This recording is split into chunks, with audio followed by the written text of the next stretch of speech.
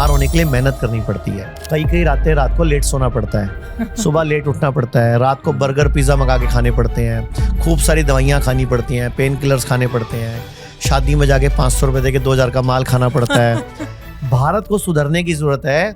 हमने जो आधुनिकीकरण अपनाया ना, इसी ने सारा बेड़ा गर्क किया।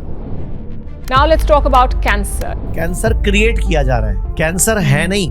ये एक दिन में नहीं हुआ, ये सालों लगे हैं यहाँ तक पहुँचने के लिए। क्या आपको लगता है कि पॉसिबल है कि हम वापस अपने उस पुराने लाइफस्टाइल में जा सकें? मैं एक डाइट चार्ट बता सकता हूँ, अगर पूरा भारत वो डाइट चार्ट फॉलो करे तो इस जन्म में डायबिटीज होगी ही नहीं। कैसे काम करता है ये? पुराने टाइम में जब गेहूं आता था, चावल आता था, तो पुराना करते थे पहले उसको, ताजा अन्न नहीं खाते थे। और अभी आप लेके आते हो बाजार से आटा। आयुर्वेद में साफ वर्णित है नव अन्न नहीं खाना। पीसीओडी या हार्मोनल इश्यूज, इसके लिए कुछ आयुर्वेदिक टिप्स शेयर कर सकते हैं आप? तो आज मैं आपके सारे दर्शकों को एक तरीका सिखा देता हूँ।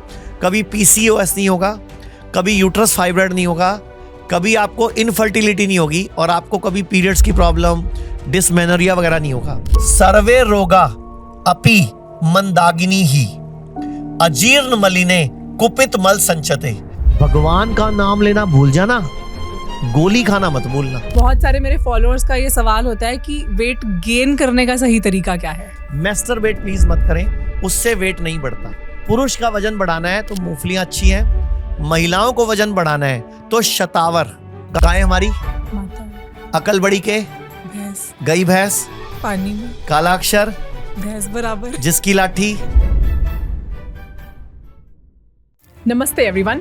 आज के हमारे गेस्ट हैं आचार्य मनीष जी, जिन्होंने आयुर्वेद की मदद से लाखों लोगों की जिंदगियां बदली हैं। इन्होंने लोगों का कैंसर, डायबिटीज, ब्लड प्रेशर, आंखों की विजन, इनफर्टिलिटी जैसे इश्यूज को फिक्स करने में मदद की है। और आज के इस एपिसोड में हमने डिस्कस किया है कि आयुर्वेद के हिसाब से हमारी दिनचर्या कैसी होनी चाहिए, मतलब सुबह से लेकर रात तक उठना, बैठना, खाना पीना, सब कुछ। मैं आपसे रिक्वेस्ट करना चाहूंगी कि इस एपिसोड को आप अपने पूरे परिवार के साथ बैठ के देखिए और इसका पूरा फायदा लीजिए। एंड शुरू करने से पहले याद दिलाना चाहती हूँ कि इस चैनल पे हम इस तरह के मीनिंगफुल पॉडकास्ट लेकर आते रहते हैं, तो इसलिए अगर अभी तक आपने सब्सक्राइब नहीं किया है तो अभी सब्सक्राइब कीजिए। Now let's start today's conversation.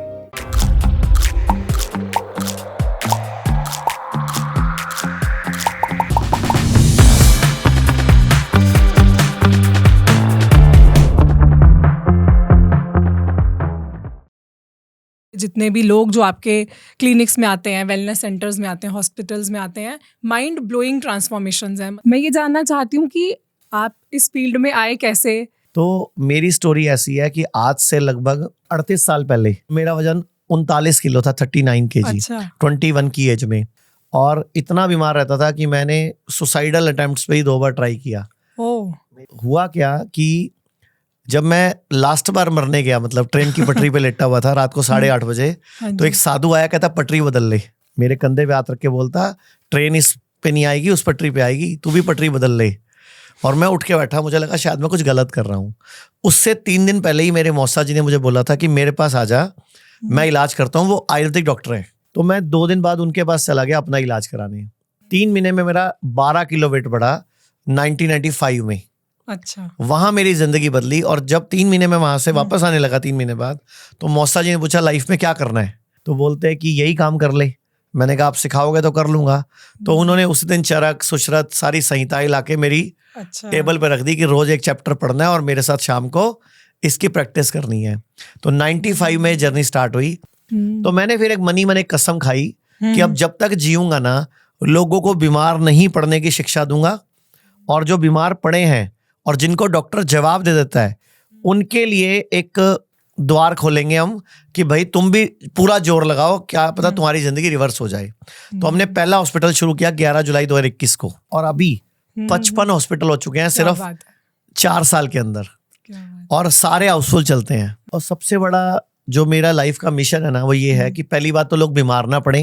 हाँ जी। और जो भी अंग्रेजों ने 200-250 साल में आयुर्वेदा के लिए गड्ढे खोदे, वो सारे मुझे भरने हैं। मतलब मुझे भारत की आयुर्वेद को प्रथम चिकित्सा पद्धति बनवाना है, और लोग बीमार ना पड़े, पहली बात, क्योंकि आयुर्वेद कहता है स्वस्थस्य स्वास्थ्य रक्षणम, के स्वस्थ के स्वास्थ्य की रक्षा करो।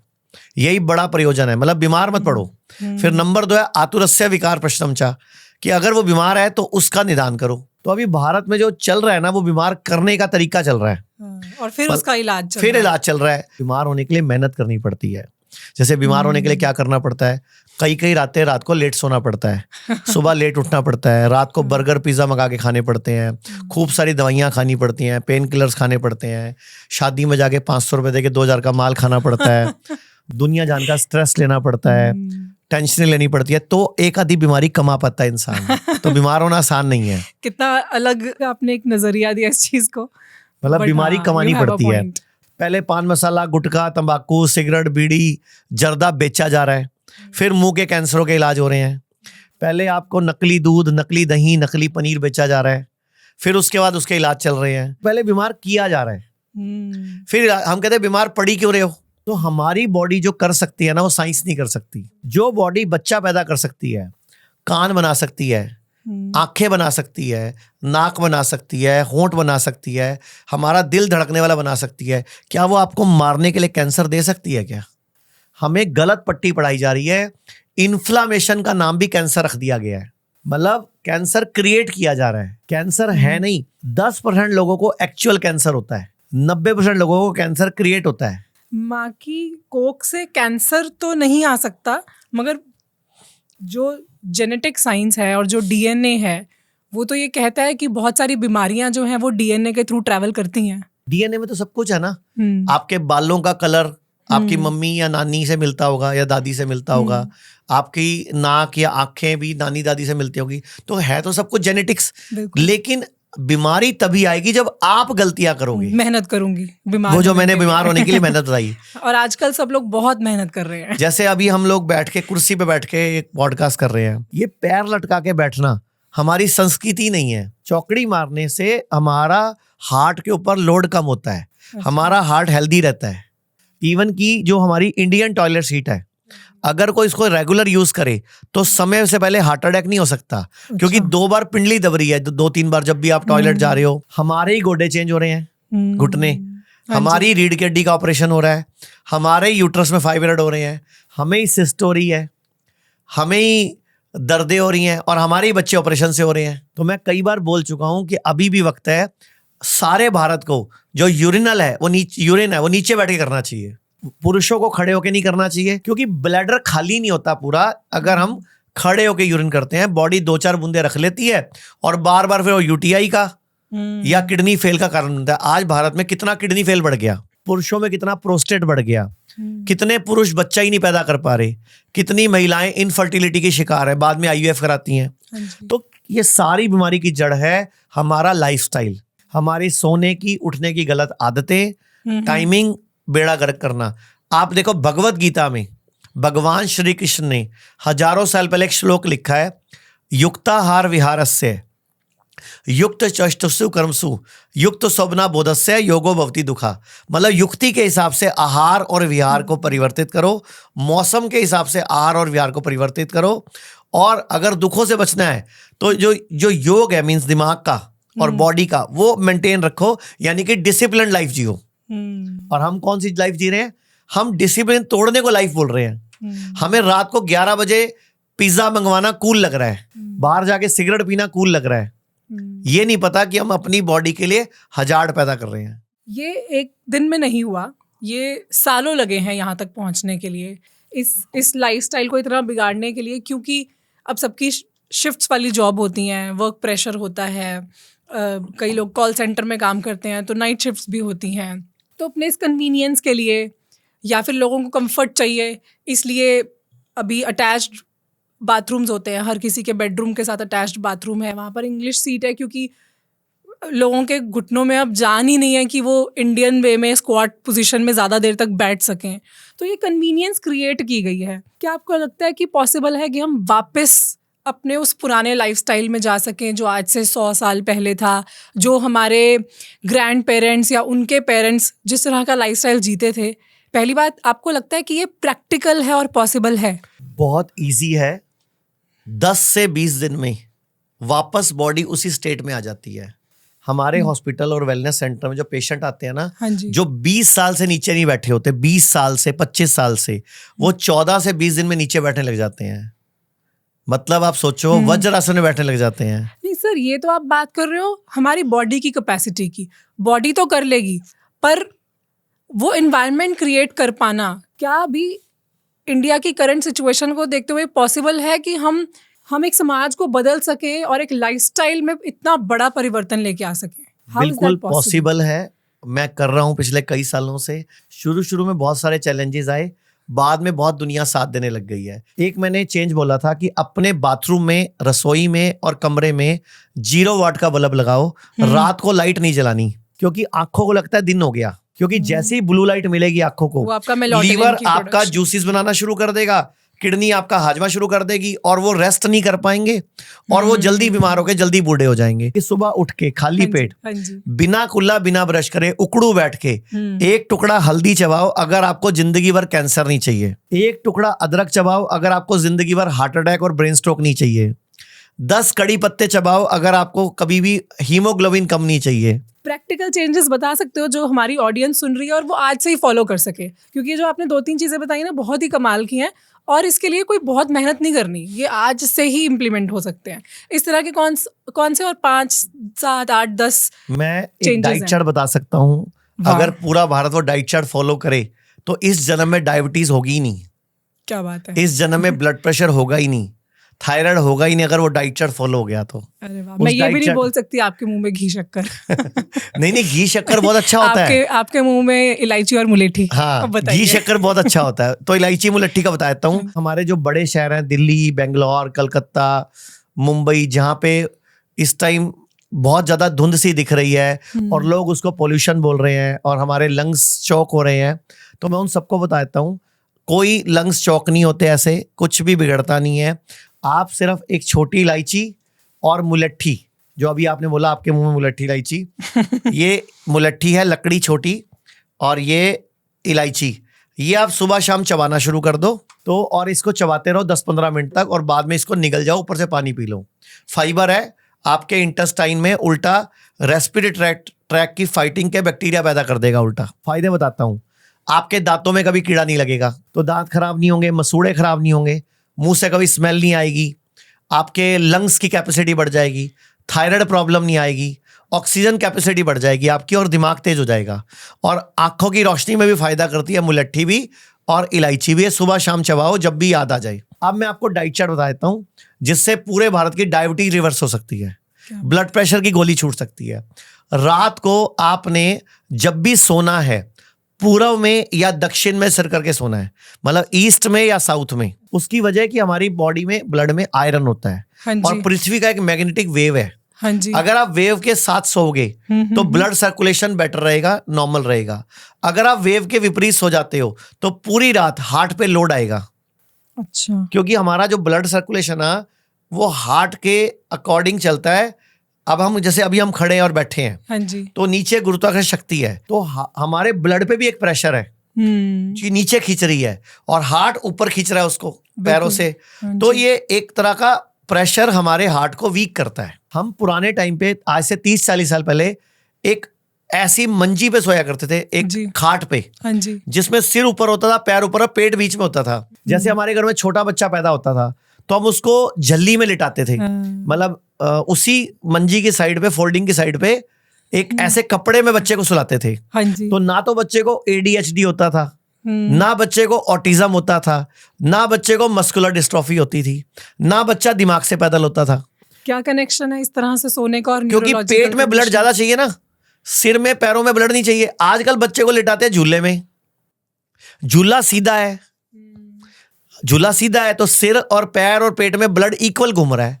जैसे गर्भ में बच्चा था ना ऐसे टेढ़ा, उसी पोजीशन में पहले 3 से 6 महीने बच्चे को रखा जाता था। उसको माँ के गर्भ वाला आदत बाहर दिया जाता था। आप याद करो, छोटे होते आपने कोई बच्चा देखा होगा गांव में या अपने घर में, ऐसे कपड़ा बांधते थे साइड पे मंजी के और बच्चा उसमें सुलाते थे और वो एक झूला देते थे, सो जाता था। अभी साले को झूले देते रहो फिर पै पै पै कर रहा होता है क्योंकि उसकी बॉडी अनईजी है उस झूले में और उसमें उसके सिर में उतना ब्लड चाह रहा है जितना नहीं चाहिए। तो ADHD, ऑटिज्म और मस्कुलर डिस्ट्रॉफी का बहुत बड़ा कारण है ये। पहले बच्चे भी नेचुरल पैदा हो रहे थे, नॉर्मल पैदा हो रहे थे, आजकल सिजेरियन पैदा हो रहे हैं। जब वो बर्थ कैनाल से निकलता है, वजाइनल कैनाल से निकलता है, तो अपनी इम्यूनिटी डेवलप करता है और कुछ बैक्टीरियाज गुड लेके आता है।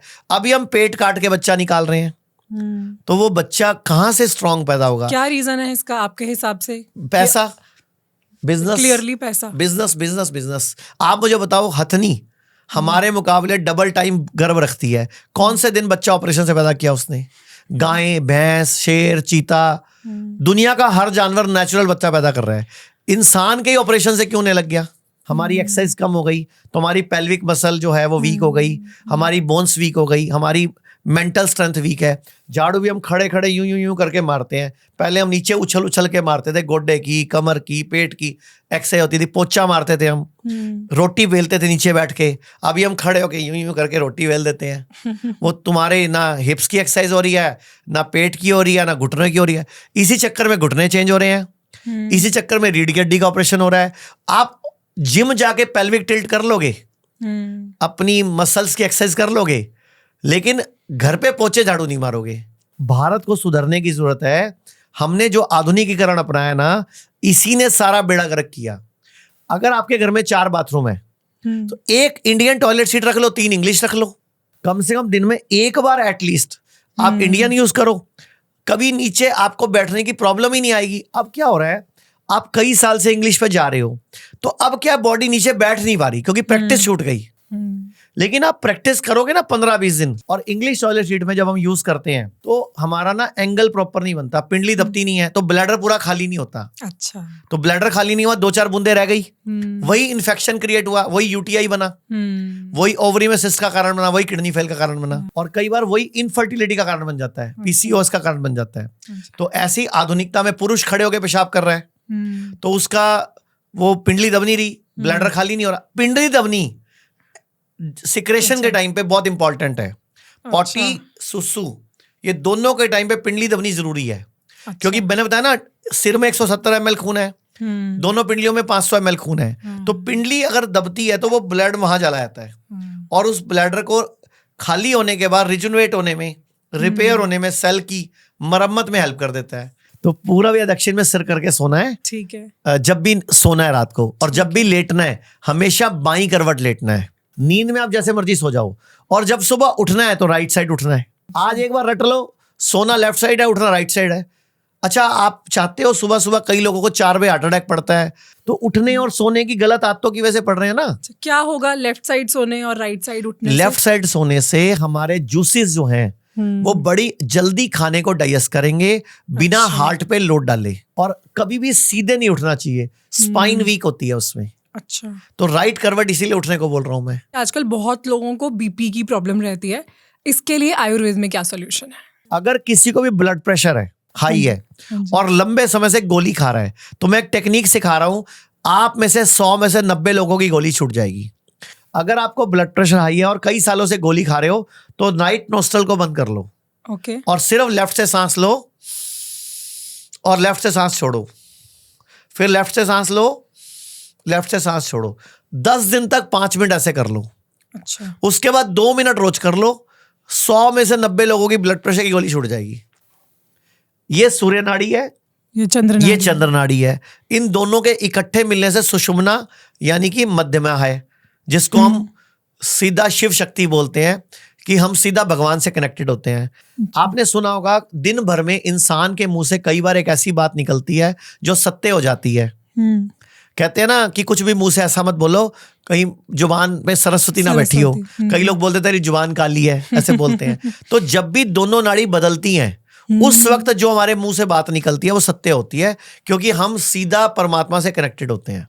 इसीलिए बुजुर्ग लोग जो होते हैं ना, उनका आशीर्वाद लिया जाता है, बड़ों का, क्योंकि बड़ों को बार बार नाड़ी बदलती है। जिस दिन पीरियड शुरू होते हैं फर्स्ट डे, उस टाइम पे महिला की बार नाड़ी चेंज हो रही होती है। अच्छा, क्योंकि बॉडी मैक्सिमम आउटफ्लो के द्वारा टॉक्सिन्स निकालना चाह रही है। तो हमारे शास्त्रों में और पूर्वजों में बोला गया था कि उस दिन महिलाओं को छेड़ना नहीं है, मतलब तंग नहीं करना, क्योंकि अगर उनके मुंह से कोई बद्दुआ निकल गई तो तुम पानी भी नहीं मांगोगे फिर। एक और प्रॉब्लम जो बहुत कॉमन है फीमेल्स में, पीसीओडी या हार्मोनल इश्यूज, इसके लिए कुछ आयुर्वेदिक टिप्स शेयर कर सकते हैं आप? तो आज मैं आपके सारे दर्शकों को एक तरीका सिखा देता हूं। कभी पीसीओएस नहीं होगा, कभी यूट्रस फाइब्रॉइड नहीं होगा, कभी आपको इनफर्टिलिटी नहीं होगी और आपको कभी पीरियड्स की प्रॉब्लम, डिसमेनोरिया वगैरह नहीं होगा। जब भी पीरियड शुरू हो, पहला दिन उकड़ू बैठ के 1 चम्मच घी गरम गरम पानी में घोल के पी लो।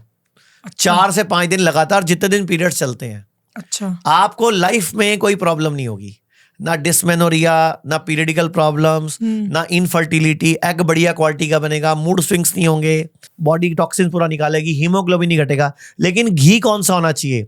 शुद्ध भारतीय गाय का देसी घी, और वो 600 रुपए किलो नहीं मिलता वो 1500-1800 रुपए किलो मिलता है शुद्ध। वो लेना है अगर लेना है तो। अगर वो नहीं मिलता तो बादाम रोगन प्योर अगर मिलता हो, गारंटेड, या नारियल का कोल्ड प्रेस ऑयल मिलता हो, वो 1 चम्मच घोल लो और उसमें फिर 1 चम्मच हल्दी और 5वां हिस्सा काली मिर्च डाल के काढ़ा, उसको काढ़ा बना के बीच में मिक्स करके पी लो। कैसे काम करता है ये? देखो, ये सारा ना माइक्रोबायोम का खेल है। हमारी पेट में ना लगभग 2 से 2.5 किलो बैक्टीरिया होते हैं, गुड बैक्टीरिया। आपने एक नाम सुना है, ब्रह्मा विष्णु महेश जी? कौन है ये? शिव भगवान है हमारे।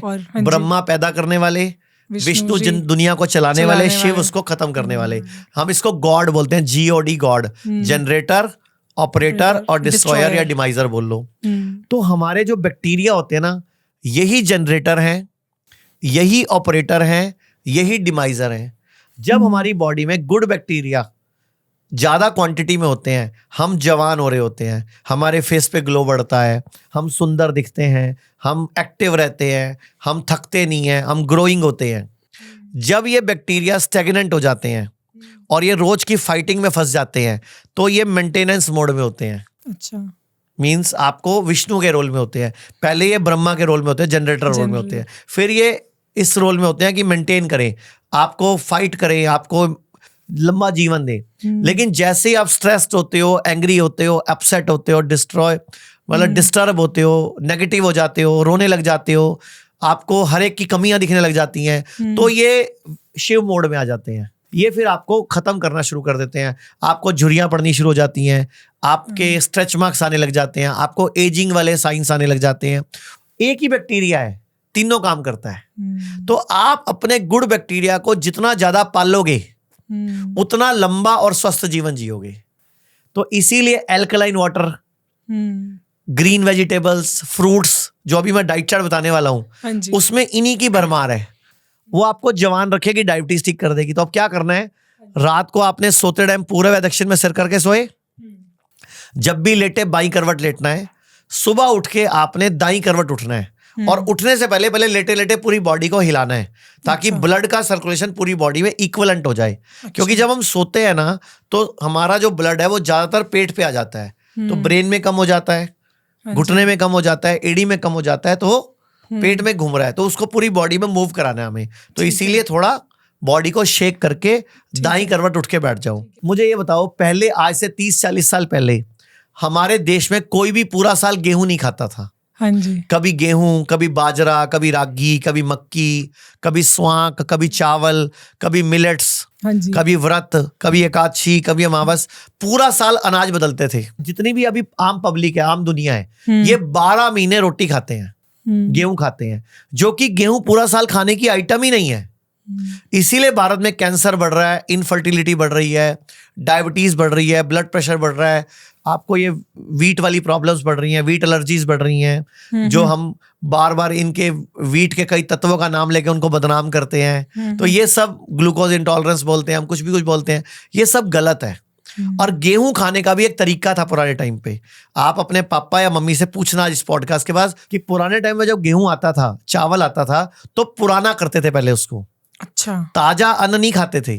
पहले घर में एक ड्रम होता था, उसमें सारा गेहूं लाके भर देते थे, उसको 1 साल पुराना करते थे। 1 साल पुराना करते थे। 1 साल पुराना करना है, उसकी तासीर बदल जाती थी। अच्छा। उसकी गर्मी खत्म हो जाती थी। वीट एलर्जी थी नहीं ना तब कभी लाइफ में। और जो पिछले साल का गेहूं भरा होता था, नीचे एक छेद होता था, ड्रम, ये इस तरह का ड्रम होता था। अच्छा। यहाँ छोटा सा एक छेद होता था, उस छेद से 1 हफ्ते का गेहूं निकालते थे अच्छा। पहले उसको 2 घंटे भिगो के रखते थे, फिर उसके बाद उसको सुखाते थे और 1 हफ्ते का आटा पिसवाते थे। अच्छा। क्योंकि 1 हफ्ते से ज्यादा पिसवाने पर उसमें कब कीड़ा पड़ जाता था।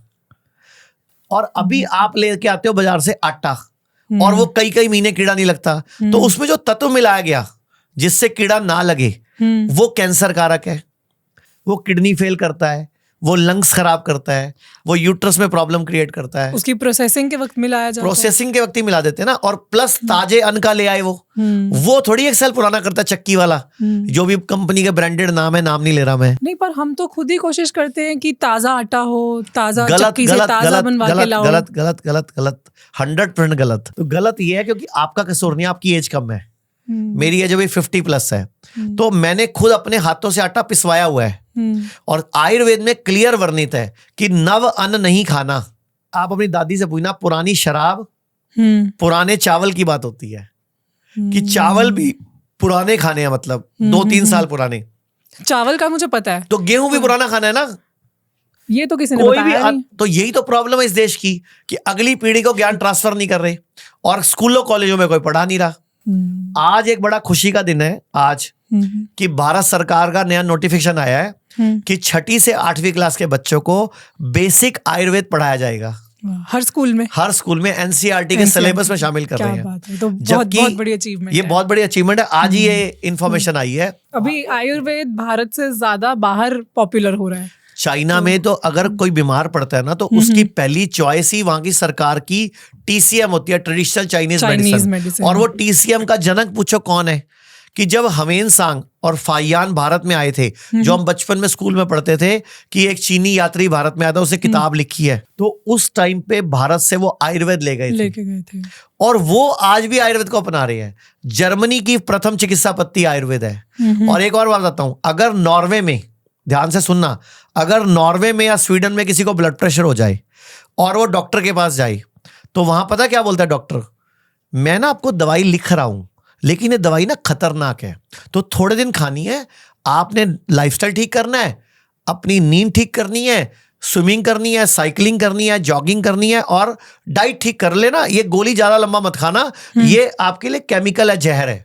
नॉर्वे और स्वीडन में ऐसे बोला जाता है। और भारत में क्या बोला जाता है, भगवान का नाम लेना भूल जाना, गोली खाना मत भूलना। शॉकिंग बात यह, कई बार ऐसा नहीं, not all doctors are like this, मगर कुछ जगह मैंने ऐसे भी सुना है कि ये कहते हैं कि कुछ भी खाओ कोई फर्क नहीं पड़ता, आप बस ये दवाई लेते रहो। मेरे एक फैमिली मेंबर को एक डॉक्टर ने बोला कुछ भी खाओ फर्क नहीं पड़ता, ये गोली लेते रहो।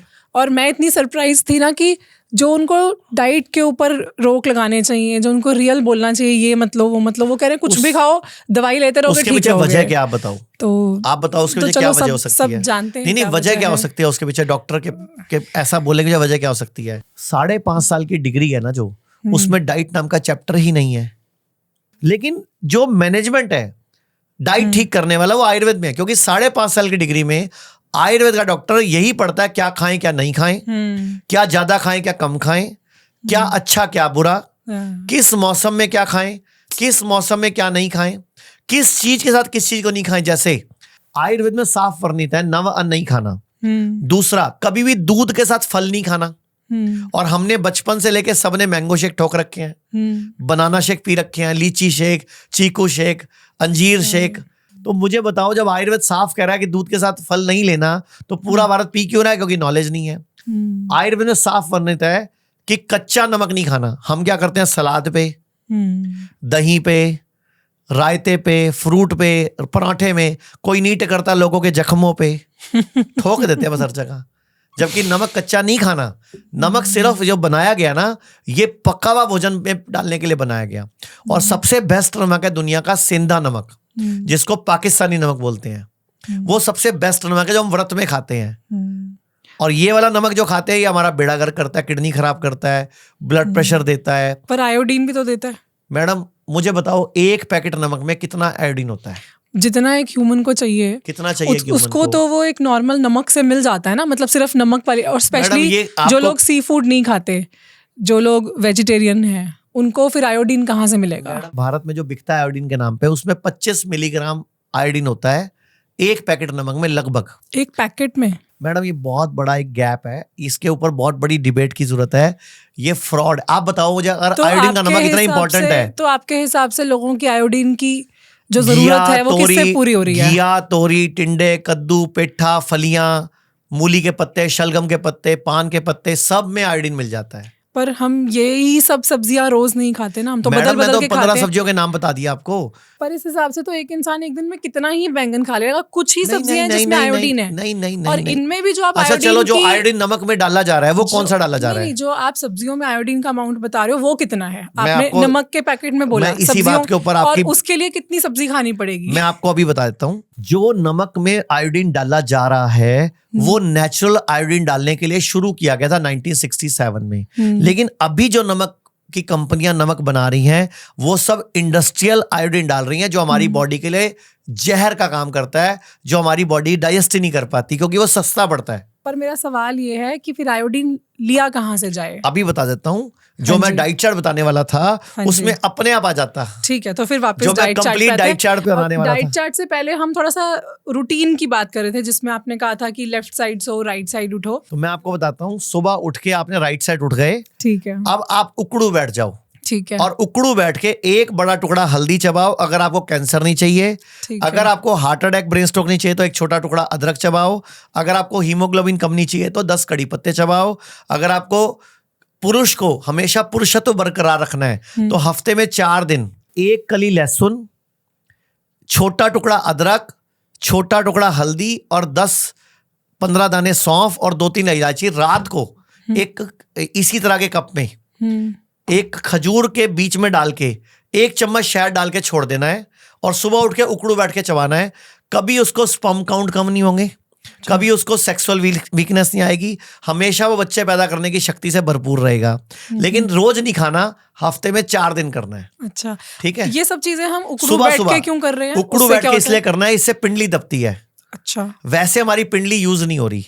तो वैसे इस सब चीजों के खाने का और उसका कोई रिलेशन नहीं है? बताता हूँ ना, दोनों आपने चीजें हो बचपन जाए। में कहावत सुनी थी, अकल पैरों में होती है, अकल घुटनों में होती है, कुछ लोगों अकल की। हाँ, मतलब बोलते हैं कि नहीं, मजाक में बोलते हैं। हाँ, एक्चुअल में जब हमारे सिर में होता है 170 ml खून, कितना? 170 ml। और पिंडली, एक पिंडली में होता है 250 ml खून। तो अच्छा। 2 पिंडली में हो गया 500 ml। सिर का 3 गुना खून तो पिंडलियों में पड़ा है।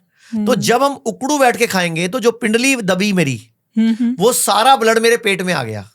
तो जो मैंने खाया इमीडिएटली वो मेरे पाचन तंत्र में डाइजेस्ट इमीडिएट होगा, प्लस मेरे गुड बैक्टीरिया बड़ी बढ़िया क्वालिटी के बनेंगे। अच्छा, ब्लड सर्कुलेशन बढ़ेगी पेट की, ब्लड तो वो सब सर्कुलेशन कुछ- बढ़ी, प्लस सुबह सुबह जो बैक्टीरियाज होते हैं वो बेस्ट फूड की डिमांड कर रहे होते हैं।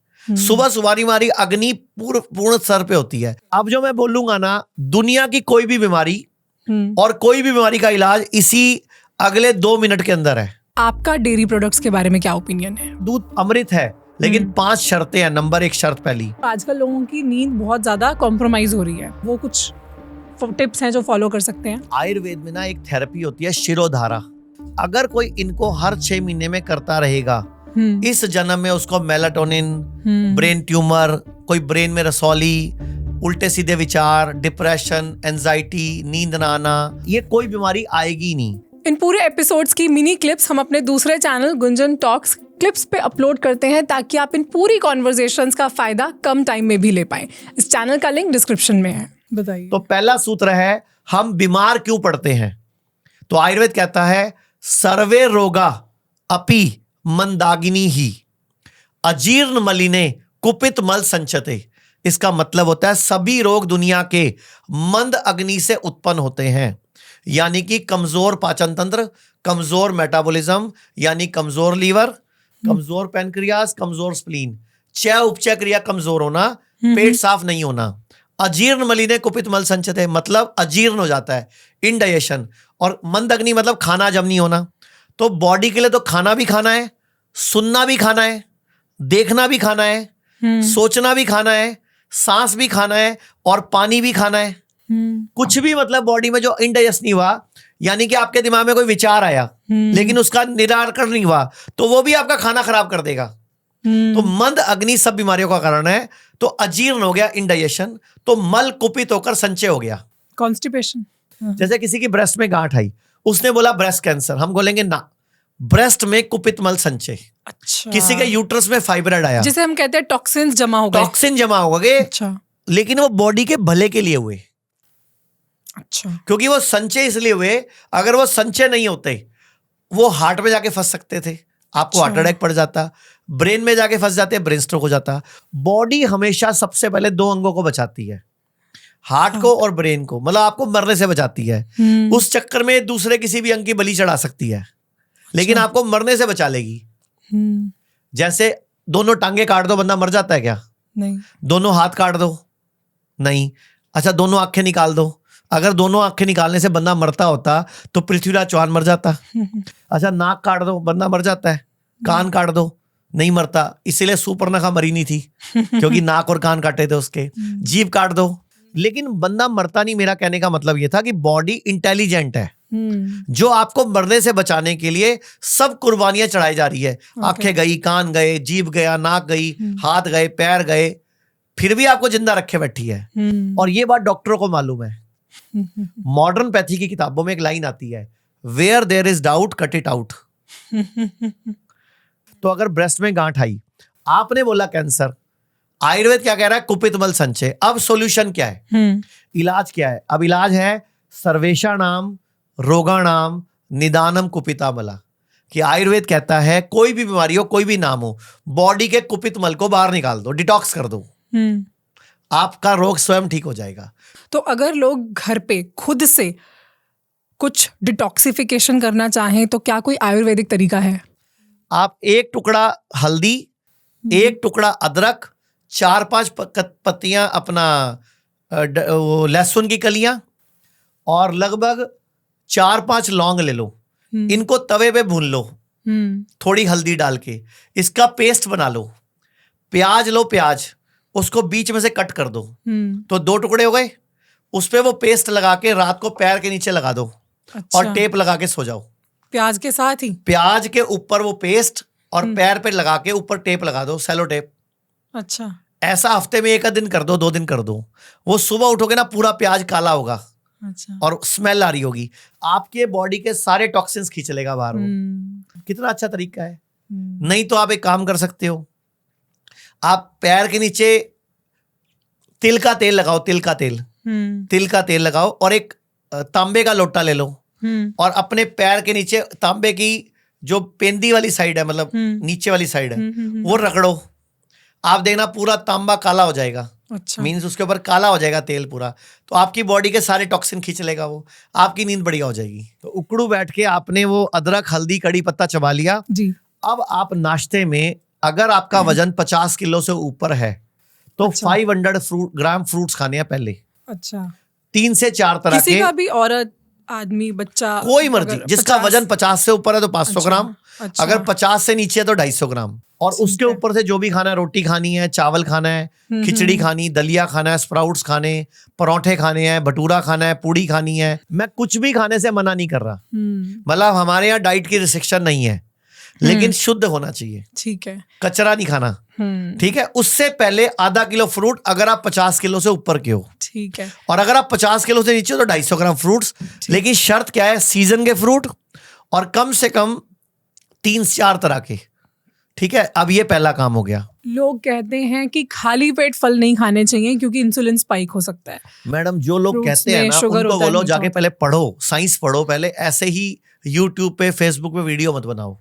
अच्छा। अगर मैं ये डाइट बता के, आप एक काम करो, नीचे काम करो, एक कमेंट ले लो इनसे कि आप देखना, अगर 3 दिन में, 7 दिन में, 10 दिन में भारत के लोगों की डायबिटीज ना नॉर्मल होने लग जाए, फिर मुझे पकड़ना आप। देखो, इंसुलिन स्पाइक होना कोई बुरी बात थोड़ी है। इंसुलिन स्पाइक बॉडी की नेचर है। जिन लोगों को डायबिटीज है या ऑलरेडी जिनका शुगर हाई है, उनके लिए भी ये सेफ है? मैडम, उन्हीं के लिए है ये कि शुगर हो ही ना। अच्छा। आप मेरे हॉस्पिटल में जब भी आओगे, किसी भी हॉस्पिटल में, आप किसी को भी पहले तो बिना बताए भेजो। 3 दिन में 70% लोग वहां दवाइयां डस्टबिन में डाल के आते हैं 3 दिन में। अच्छा। और लगभग 40 से 50% लोग इंसुलिन को भी डस्टबिन में डाल के आते हैं। अच्छा। 3 दिन के अंदर ही।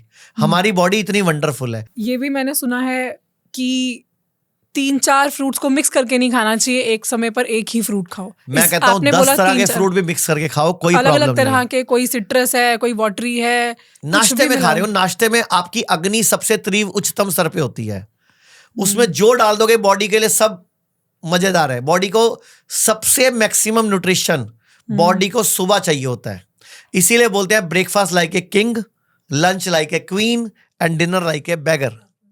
ठीक है, तो ये ब्रेकफास्ट में आप जो भी डालोगे वो मैक्सिमम न्यूट्रिशियस होता है बॉडी के लिए। अब आप एक अगला काम करते हैं, लंच ब्रेकफास्ट हो गया, अब आते हैं लंच में। अगर आपका वजन 50 किलो से ऊपर है तो 250 ग्राम सैलड पहले खानी है। ठीक है।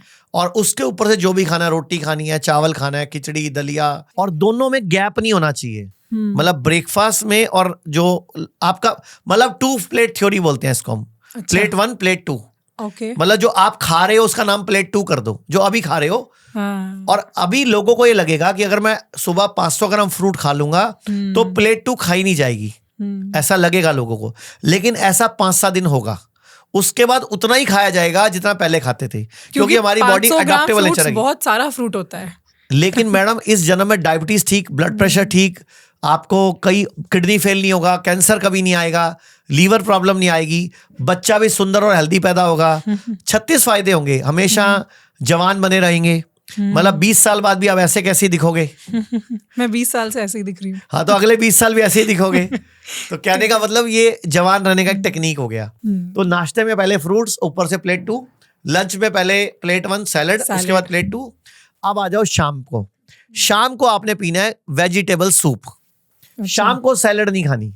ओके। शाम को कच्चे खीरा, अच्छा, ये सब नहीं खाना होता। कोई किसी तरह की रॉ चीज नहीं खानी। नहीं, रात शाम को नहीं खानी चाहिए। तो शाम को वेजिटेबल सूप पूरा बड़ा बाउल भर के, अच्छा, प्लेट 1, और देन जो खाना है प्लेट 2। अच्छा। ये हो गया आपका पूरा डाइट चार्ट। अब 3-4 चीजों का परहेज है, 2-4 डूज एंड डोंट्स हैं। नंबर 1, खाने से पहले और खाने के बाद पानी नहीं पीना।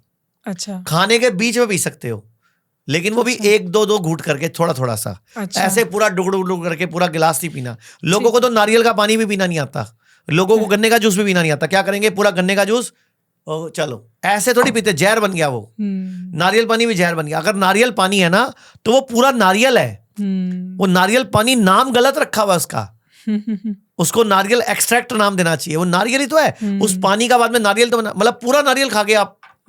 तो आप उसके पानी को 1-1 घूंट करके पियो। 1 घूंट पियो, 32 बार चबाओ, फिर दूसरा घूंट पियो, 32 बार चबाओ। ऐसे गन्ने का जूस, मतलब पूरा कम से कम 2 गन्नों का जूस है वो। तो गन्ने का जूस इतना स्लो पीना है जितना जब आप गन्ना खाते, उसको चूसने में जितना टाइम लगता, उतने टाइम में वो जूस खत्म करोगे तो दवाई है। लेकिन अगर आपने पी लिया ऐसे गुड़गुड़ करके ऐसे, तो बीमारी है। और सुन लो, लोग पानी भी पीना नहीं आता, पानी भी लोग 1 घूंट में पी जाते हैं, वो भी जहर है। जो चीज आप जल्दबाजी में खाओगे, चाहे वो खाना चाहे पानी, दोनों जहर बन जाएंगे। आपको मुंह में जो स्लाइवा है, लार है, अमाइलेज, लाइपेज, ट्रिप्सिन, पेप्सिन, जो भी मुंह में जूसेस है, कम से कम 10,000 तरह के जूसेस हमारे मुंह में बनते हैं। इनको मिक्स करके लेना है तो उसकी तासीर चेंज हो जाती है, प्रकृति चेंज हो जाती है। इस तरह से लेना है, यहीं से डाइजेशन शुरू हो जाती है। मतलब नहीं, डाइजेशन इससे भी पहले शुरू हो जाती है, देखने से ही, सोचने से ही। जैसे मम्मी ने बोला मैं हलवा लेके आ रही हूं, मुंह में लार आ जाती है। मम्मी ने बोला अभी तो मैं आम काट रही हूं तुम्हारे लिए, तो आम का स्वाद मुंह में पहले ही आ जाता है। तो मतलब मुंह से पहले सोचने से, देखने से, सुनने से डाइजेशन हो रहा है।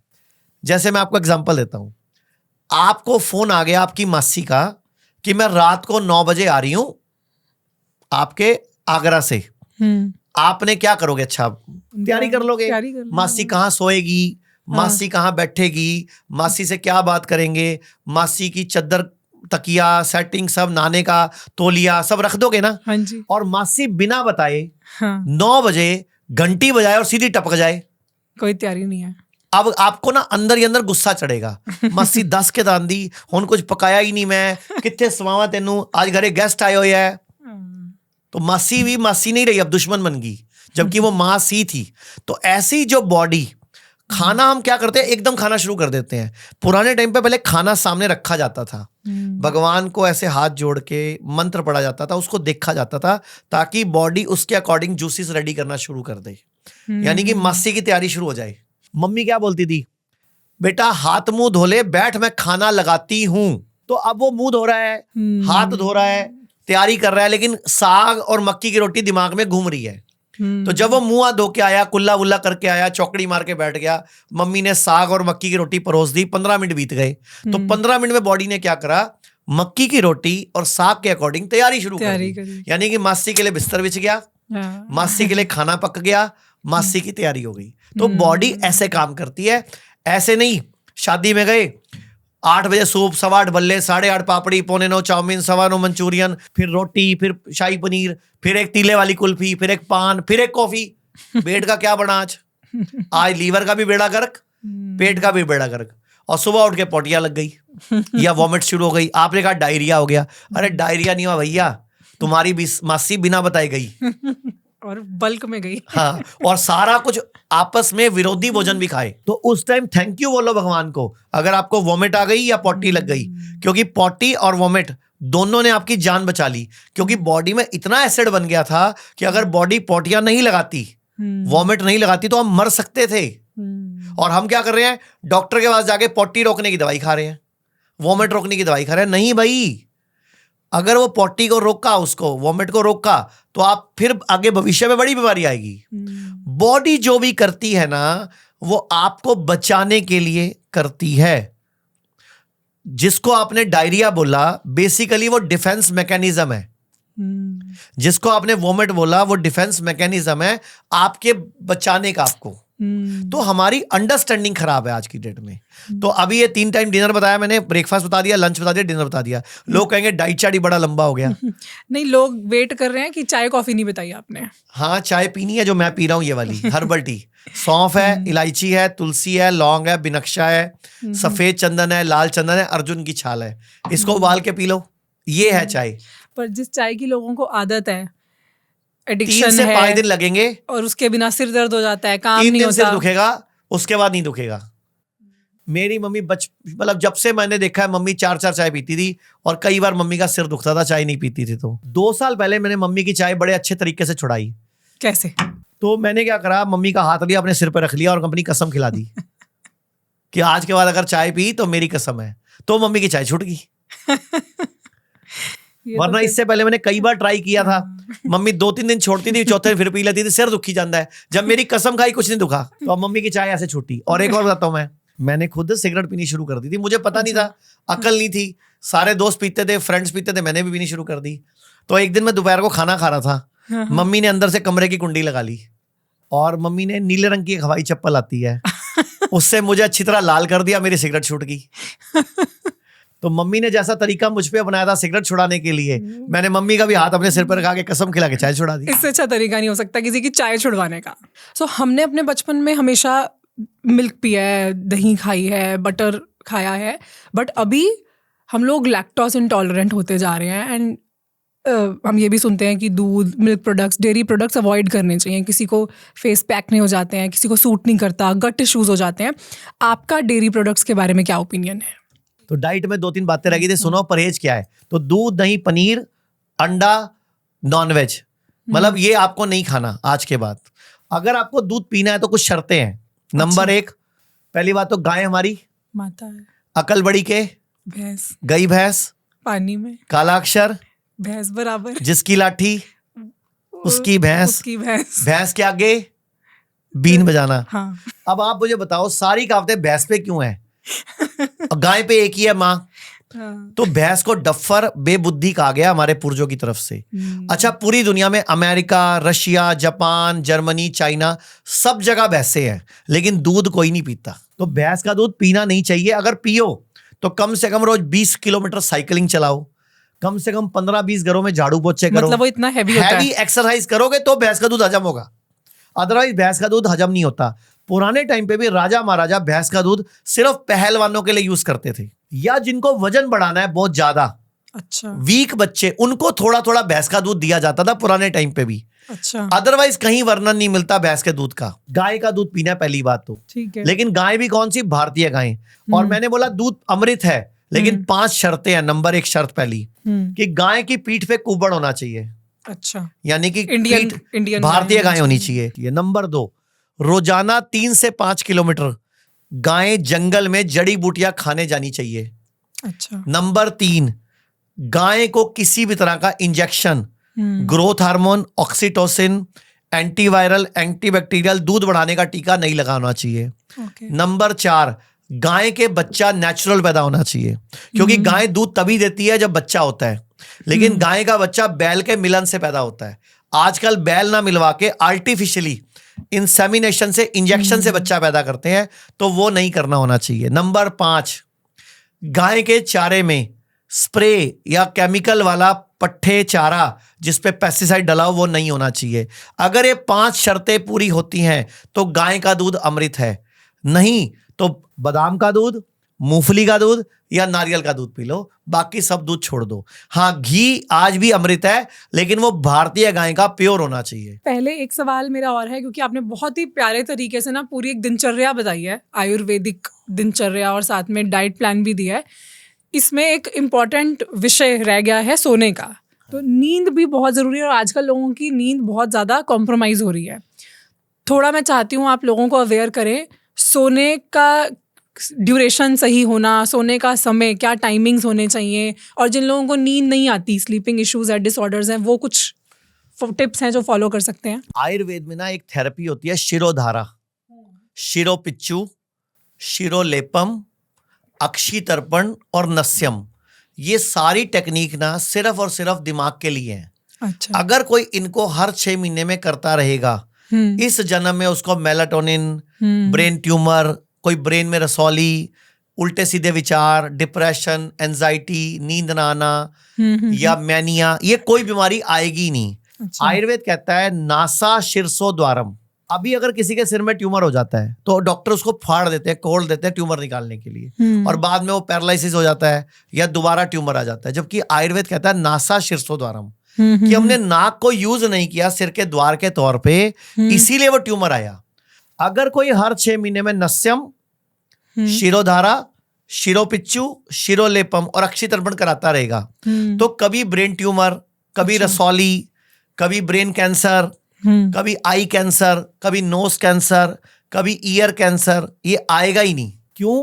क्योंकि आपने दिमाग को, नाक से धुआं देते हैं हम जड़ी बूटियों का एक धुआं देते हैं नाक से, अच्छा, जो ब्रेन में चला जाता है, क्योंकि आयुर्वेद कहता है नासा शीर्षो द्वारम। अच्छा, अगर आपको नींद नहीं आ रही, अगर आपको नींद नहीं आ रही, तो आप अपने कमरे में बिल्कुल लाइट सी, बहुत प्यारी सी कोई नेचुरल फ्रेगनेंस यूज कर सकते हैं, लेकिन कुछ शर्तें हैं। एक तो रात को 10:30-11 बजे तक सो जाओ, और सोने से कम 1 घंटा पहले मोबाइल छोड़ दो, और मोबाइल कम से कम 12-15 फुट दूर रखो। लोग क्या करते हैं, सराहने पे सिर रख के, फोन रख के सोते हैं, और रात को भी देखते हैं मेरा स्टेटस कितने लोगों ने चेक करा, ऐसे आंखें नहीं खुल रही। ये हाल है लोगों का। अरे भैया, रात को अगर आपने ब्लू लाइट दिखा दी आंखों को, तो उसके बाद वैसे भी नींद नहीं आएगी, बहुत सारे लोगों को नहीं आती। तो जो भी काम आप नींद को डिस्टर्ब करने वाले करोगे, वो सारे आपके ब्रेन में मेलाटोनिन और आपके डोपामिन, ऑक्सीटोसिन, सेरोटोनिन, एंडोर्फिन, जिसको हम बोलते हैं dose, D for dopamine, O for oxytocin, S for serotonin, E for endorphin, dose. तो डोज ठीक करनी है, तो उसके लिए आप हर 6 महीने में नस्यम कराओ। नहीं तो देसी घी की 1 बूंद नाक में, और देसी घी की 2 बूंदे नाभि में डाल लो रात को। अच्छा, नाभि में, तो भी नींद बढ़िया आएगी। अच्छा, हल्का म्यूजिक और पूरी डार्क लाइट, ये बहुत जरूरी होती है सोने के लिए। लोगों के कमरों में ना लाइट आ रही है तो भी नींद नहीं आएगी। तो सोने का बेस्ट तरीका है कि सोने से पहले आप रात को उकड़ू बैठ के यूरिन करके आओ, और तलवों में सरसों के तेल की मालिश कर लो। अच्छा, सुपर डुपर नींद आएगी। अगर आपको कभी दिल्ली की ये जो पोल्यूशन है, ये जो इतना दिल्ली में फॉग है, मुंबई में है, अभी जो ये टाइम चल रहा है अक्टूबर-नवंबर वाला, जहाँ पे लोग दिवाली पर सारा बम फोड़ देते हैं, पराली पे फोड़ देते हैं, वो भी गलत है, जबकि उससे नहीं होता, ये मौसम का चेंज होता है। ये इस टाइम पे मैंने बोला था नीम के पत्ते चबाओ कम से कम 7 दिन लगातार, किसी के लंग्स में कोई प्रॉब्लम नहीं आएगी। तो नीम, तुलसी और गिलोय, 15-20 पत्ते तुलसी, 15-20 पत्ते नीम और लगभग 4-5 डंडी गिलोय के छोटे टुकड़े, इनको थोड़ा सा कूट के इसको उबाल लो और इसका काढ़ा पियो सुबह शाम। तो मैं सारे दिल्ली वालों को बोलूंगा इस टाइम मौका है, ये तुलसी, नीम के पत्ते और गिलोय का काढ़ा पियो। अगर तुम्हें दिल्ली में इस जो अभी पॉल्यूशन का स्तर चल रहा है, AQI बड़ी खतरनाक लेवल पे चल रही है, सब बच जाओगे। और जिनको भी दर्द है किसी भी तरह की बॉडी में, इसी काढ़े में 1 चम्मच हल्दी और 5वां हिस्सा काली मिर्च मिक्स कर लो, तो दर्दों में भी आराम मिल जाएगा। और ये जो आपने काढ़ा बताया है, क्योंकि पोल्यूशन का सबसे ज्यादा जो असर है वो छोटे बच्चों पे या बुजुर्गों पे या फिर प्रेग्नेंट औरतों पे बहुत ज्यादा पड़ता है। प्रेग्नेंट औरतों में तो अबॉर्शन हो जाता है इस AQI लेवल पे। तो क्या वो भी ये ले सकती हैं? उनको सिर्फ तुलसी पी सकती हैं, सिर्फ तुलसी, नीम नहीं पीना उनको। अच्छा। वो सिर्फ तुलसी, जो गर्भवती महिलाएं हैं वो तुलसी के 5 पत्ते और छोटी इलायची और 12-15 दाने सौंफ के कूट के वो पी सकती हैं। और उनके लिए एक रिक्वेस्ट करूंगा कि इस टाइम पे चीनी बिल्कुल ना खाएं।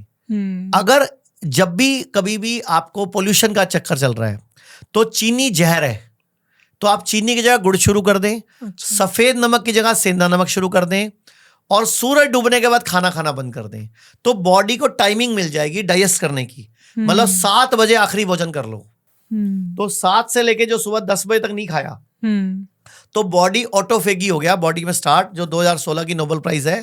बॉडी अपने टॉक्सिन्स को खुद ही खा लेगी और लंग्स को खुद ही क्लीन कर लेगी। लोगों को लगता है हम तो 9 बजे खाते हैं, तो 9 बजे ना मुंह खाता है, 9 बजे मुंह खाता है। अमाशय खाता है 10, साढ़े 10, 11 बजे तक। छोटी आंत खाती है 12, 1, 2, 3 बजे तक। बड़ी आंत खाती है 3, 4, 5 बजे तक। मलाशय जो रेक्टम है वो खाता है सुबह 6 बजे तक। तो सारी रात पूरे पाचन तंत्र को रेस्ट ही नहीं मिला। लीवर पूरी रात काम करता रहा बेचारा, तो टाइम से पहले बूढ़ा हो जाएगा।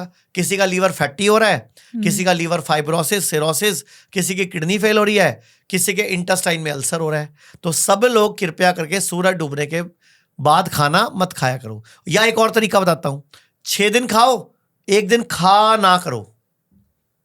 मतलब 6 दिन खाओ, जैसे आपकी हफ्ते में एक छुट्टी होती है, तो 1 दिन इसको भी छुट्टी दे दो ना, 1 दिन बेचारे को यूज ही मत करो, रेस्ट दे दो, व्रत रख लो। लेकिन अभी भारत में व्रत नहीं चलते, चरत चलते हैं। हमें फोन आता है, सर नवरात्रे शुरू हो रहे हैं, क्या क्या खाएं? अच्छा, एक और आपको बड़ा कॉमेडी वाला सवाल बताता हूँ। लोग ना सवाल, इतना वजन होगा लोगों का, फोन करेंगे, सर मुझे ना वजन घटाना है, क्या क्या खाऊं? मतलब सवाल ही गलत है भाई, वजन घटाना है और पूछ रहे क्या खाऊं। आयुर्वेद में फास्टिंग को भी बहुत ज्यादा इंपॉर्टेंस दी गई है, बट आजकल लोग फास्ट की जगह पे फीस्ट करते हैं। So what is the right way to keep a fast, और इससे फायदा क्या होता है? अच्छा, मैं आपसे एक सवाल पूछता हूँ, हाँ जी। कभी आपने कोई जानवर पाला आज तक? हाँ जी।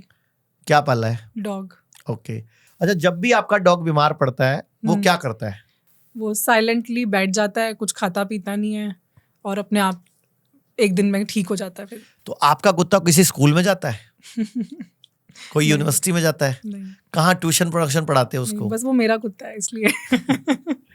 और ये जो इंसान है जो अभी वीडियो देख रहे हैं ना, ये जब बीमार पड़ते हैं ना, ये ज्यादा खाते हैं। मम्मी मुंह ना कोड़ा है, मम्मी भी आपको कहती हलवा बना दा, दलिया बना दा, खिचड़ी खा ले। अरे भैया, जब बीमार पड़ो तो खा ना करना होता है। जब हमारी बॉडी में कोई भी तकलीफ हो और आप खाना नहीं खाते हो, तो बॉडी में जो स्टोर्ड एनर्जी है वो सारी एनर्जी बॉडी की हीलिंग, रिपेयरिंग में लग जाती है। अच्छा, अगर आपका डॉगी बीमार है और खाना नहीं खाता और आप उसके आगे उसकी फेवरेट चीज रखो तो खाता है? नहीं, वो नहीं खाता, वो बिल्कुल अलग ही साइड में ही बैठा रहता है। उसकी फेवरेट चीज रखो तो कोशिश करता है खाने की, उसका मन करता है, लेकिन फिर भी खाता नहीं है। और हमारा इंसान क्या करता है, जो देख रहा है अभी वीडियो में, ये ज्यादा खा जाता है। मतलब हर कंडीशन में कोई भी प्रॉब्लम हो रही है तो सबसे पहले खाना नहीं खाना। आयुर्वेद कहता है लंघन परम औषधम, उपवास ही परम औषधि है, जो आपका डॉगी करता है। तो ये इंसान है, इसको सुधरने की जरूरत है। अच्छा सर, अब जैसे सबकी बॉडी अलग होती है, मैंने देखा है कुछ लोग तो फास्टिंग करके हील हो जाते हैं या उन्हें अच्छा लगता है, उनकी बॉडी में एनर्जी वापस आती है, और कुछ लोग होते हैं जो खाना खा के ठीक फील करते हैं। जैसे अगर उनके मान लो सिर में दर्द हो रहा है या घबराहट हो रही है या कुछ भी प्रॉब्लम हो रही है, तो अच्छा खाना खा के वो बेटर फील करते हैं कि हाँ, अब गैस नहीं बन रही, अब सिर दर्द ठीक हो गया। तो ये क्या है फिर? वो जो आपने बोला ना, कुछ लोग खा के ठीक होते हैं, वो उनके गुड बैक्टीरिया की डिमांड होती है। जैसे मान लो अभी मैंने आपको याद करा दिए भटूरे छोले, और वो आपके फेवरेट है, और आपको उसके साथ उसका आपका गट ब्रेन कनेक्शन सेट है भटूरे छोले के साथ, कईयों का गुलाब जामुन के साथ होता है, कईयों का आइसक्रीम के साथ होता है, कईयों का चॉकलेट के साथ होता है। तो जिसके साथ आपकी बॉडी का कनेक्शन सेट हो जाता है, और अगर कोई आपको उसका नाम याद करा दे और जब तक वो खाने को नहीं मिले तब तक वो मन ब्रेन वहीं घूमता रहता है, तब तक आपको शांति नहीं पड़ती आपकी आत्मा को, क्योंकि वो गट और ब्रेन का कनेक्शन है। क्योंकि आपके बॉडी के बैक्टीरियाज को वो पसंद आ गया खाना। अब जैसे मैं हूं, मेरे को केले पसंद है, फ्रूट पसंद है, मेरे को संतरा पसंद है, अमरूद पसंद है, मेरे को अंजीर पसंद है, तो मेरे को उनसे, ये मैं हर्बल टी पी रहा हूँ, मेरे को दिन में 5-6 कप पिला दो, 10 कप पिला दो, मैं पी जाऊंगा, क्योंकि मुझे पता है प्योर है। मैं कुछ भी गलत खा ही नहीं सकता, मैं खा लूंगा तो मैं परेशान हो जाऊंगा। मैंने 7 साल पहले पनीर खाना छोड़ दिया था, और आज से 2 साल पहले मैंने पनीर के बारे में बोला था कि पनीर दुनिया की सबसे खराब आइटम है। मेरे को इतना ट्रोलिंग मिली उस पे, मतलब लोगों ने गालियां निकाली लिटरली, कि हमारी तो एक ही चीज थी, वो भी आप बर्बाद कर दो हमारी, हम मुर्गा नहीं खाते, पनीर ही तो खाते हैं। अभी 1 हफ्ता पहले FSSAI की वेबसाइट पढ़ लो, उन्होंने भारत में सबसे खराब आइटम खाने की पनीर को घोषित किया है। पनीर एक्चुअल में बनता कैसे, पहले ये तो देख लो। आयुर्वेद में साफ वर्णित है कि दूध का विकृत रूप नहीं लेना, यानी कि दूध की जो प्रॉपर्टी है, अगर वो विकृत हो गई तो विकृत करेगा वो आपको। और हम क्या कर रहे हैं, दूध को फाड़ के पनीर बना रहे हैं, अगर असली बना रहे हैं तो। पहली बात तो दूध ही असली नहीं है, प्लस मैंने गाय की कंडीशनें बताई थी। दूसरी बात, आप नींबू डाल के फाड़ रहे हो उसको। तीसरी बात, अभी यूरिया से और कई तरह के ऑयल से, फैटी एसिड से पनीर तैयार हो रहा है, तो वो तो वैसे ही नकली है।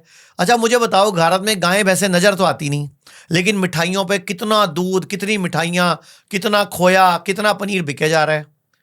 भारत सरकार ने खुद, FSSAI ने वेबसाइट पे डाला है दिवाली से 1 दिन पहले, कि भारत में बिकने वाला 83% पनीर नकली पाया गया। और भारत में बिकने वाला दूध, ये 2 साल पहले FSSAI ने अपनी वेबसाइट पर डाला है, 69% नकली पाया गया। भारत के हेल्थ मंत्री ने 2019 में संसद में खड़े होके ये बोला कि भारत में बिकने वाला दूध 63% नकली है। तो जब बताओ, भारत का हेल्थ मंत्री, स्वास्थ्य मंत्री संसद में खड़े होके बोल रहा है कि 63% दूध नकली है, तो सोचो 90% दूध नकली होगा, क्योंकि वो 63 तो वो कह रहा है।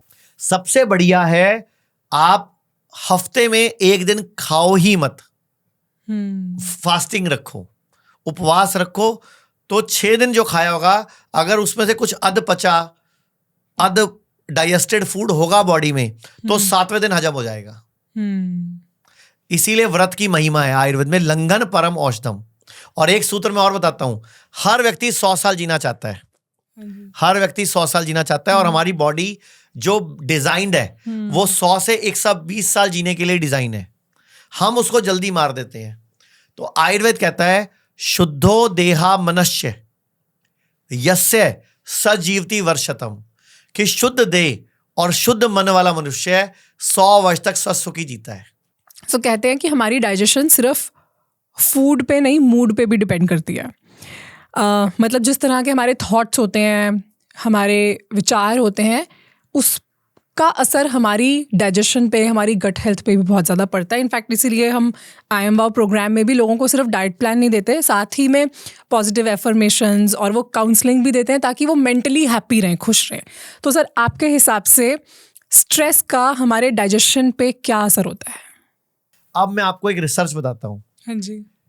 आज से कुछ साल पहले इंग्लैंड में एक रिसर्च की गई, कुछ किस्म की बिल्लियां ली गई, अच्छा, कुछ नस्लों की, और उनको अलग अलग कमरे में रख के अलग अलग तरह के खाने खिलाए गए, शीशे के कमरों में रखा गया। अच्छा। और और उनको खाने खिलाए गए और चेक किया गया, उनके एक्सरे करके, MRI करके, ब्लड स्कैन करके, कि भाई कितने देर में खाना हजम होता है। तो जो रिसर्च में पाया गया कि 2.5 घंटे में बिल्ली का खाना हजम हो जाता है। अब अगले दिन सेम टाइम पे बिल्ली को सेम खाना खिलाया गया, ठीक है। और जब बिल्ली का खाना खत्म होने वाला था, उससे आधा से 1 मिनट पहले हर कमरे में कुत्ते को लेके आया गया। अच्छा। लेकिन कुत्ते को गार्ड ने पकड़ रखा था, और कुत्ता कमरे में घूमा, भौंका, उसने कुत्ते ने बिल्ली को छुआ नहीं, कुत्ते ने बिल्ली को काटा नहीं, कुछ नहीं हुआ। और उस कमरे से कुत्ते को 1 मिनट बाद ले गए, और उसके बाद बिल्ली की चेकिंग की गई। 8 घंटे तक बिल्ली का खाना हजम होना शुरू ही नहीं हुआ। अच्छा। जबकि कुत्ते ने तो बिल्ली को छुआ भी नहीं, कुत्ते ने बिल्ली को काटा भी नहीं। इसका मतलब क्या निकला रिसर्च में, कि किसी भी तरह का स्ट्रेस टेंशन, वहम या कोई भी बात मन में आ जाए तो खाना हजम नहीं होता, क्योंकि बिल्ली ने कुत्ते को देख लिया और कुत्ते ने बिल्ली को देख के भौंक लिया। तो बिल्ली के दिमाग में क्या आ गया? फियर आ गया, फियर डर आ गया। तो मुझे बताओ, हमारे घर के आसपास, हमारे घर में, पड़ोस में, रिश्तेदारी में कितने ऐसे कुत्ते घूम रहे हैं जो हमारा खाना हजम नहीं होने देते दिन भर। एक आधी बात ऐसी बोल देते हैं, एक आधा दिमाग में कचरा डाल देते हैं, कई बार घर वाले डाल देते हैं, कई बार मेड ही डाल देती है, कई बार कोई स्टाफ मेंबर डाल देता है, कोई घर में अपना ही बंदा डाल देता है, उस दिन हम बिल्ली बन जाते हैं। तो आज सारे दर्शक नीचे लिख के कसम खाओ कि आज के बाद एक तो हम किसी की कमियां नहीं देखेंगे, कभी किसी की बुराइयां नहीं देखेंगे, कभी किसी से कोई ग्रजेस नहीं रखेंगे, किसी भी तरह का स्ट्रेस नहीं रखेंगे, मस्त रहेंगे, व्यस्त रहेंगे, स्वस्थ रहेंगे। कहीं ध्यान ही मत दो किसी दुनिया की तरफ, कोई कुत्ता है ही नहीं जिंदगी में, बस बिल्ली हो आप।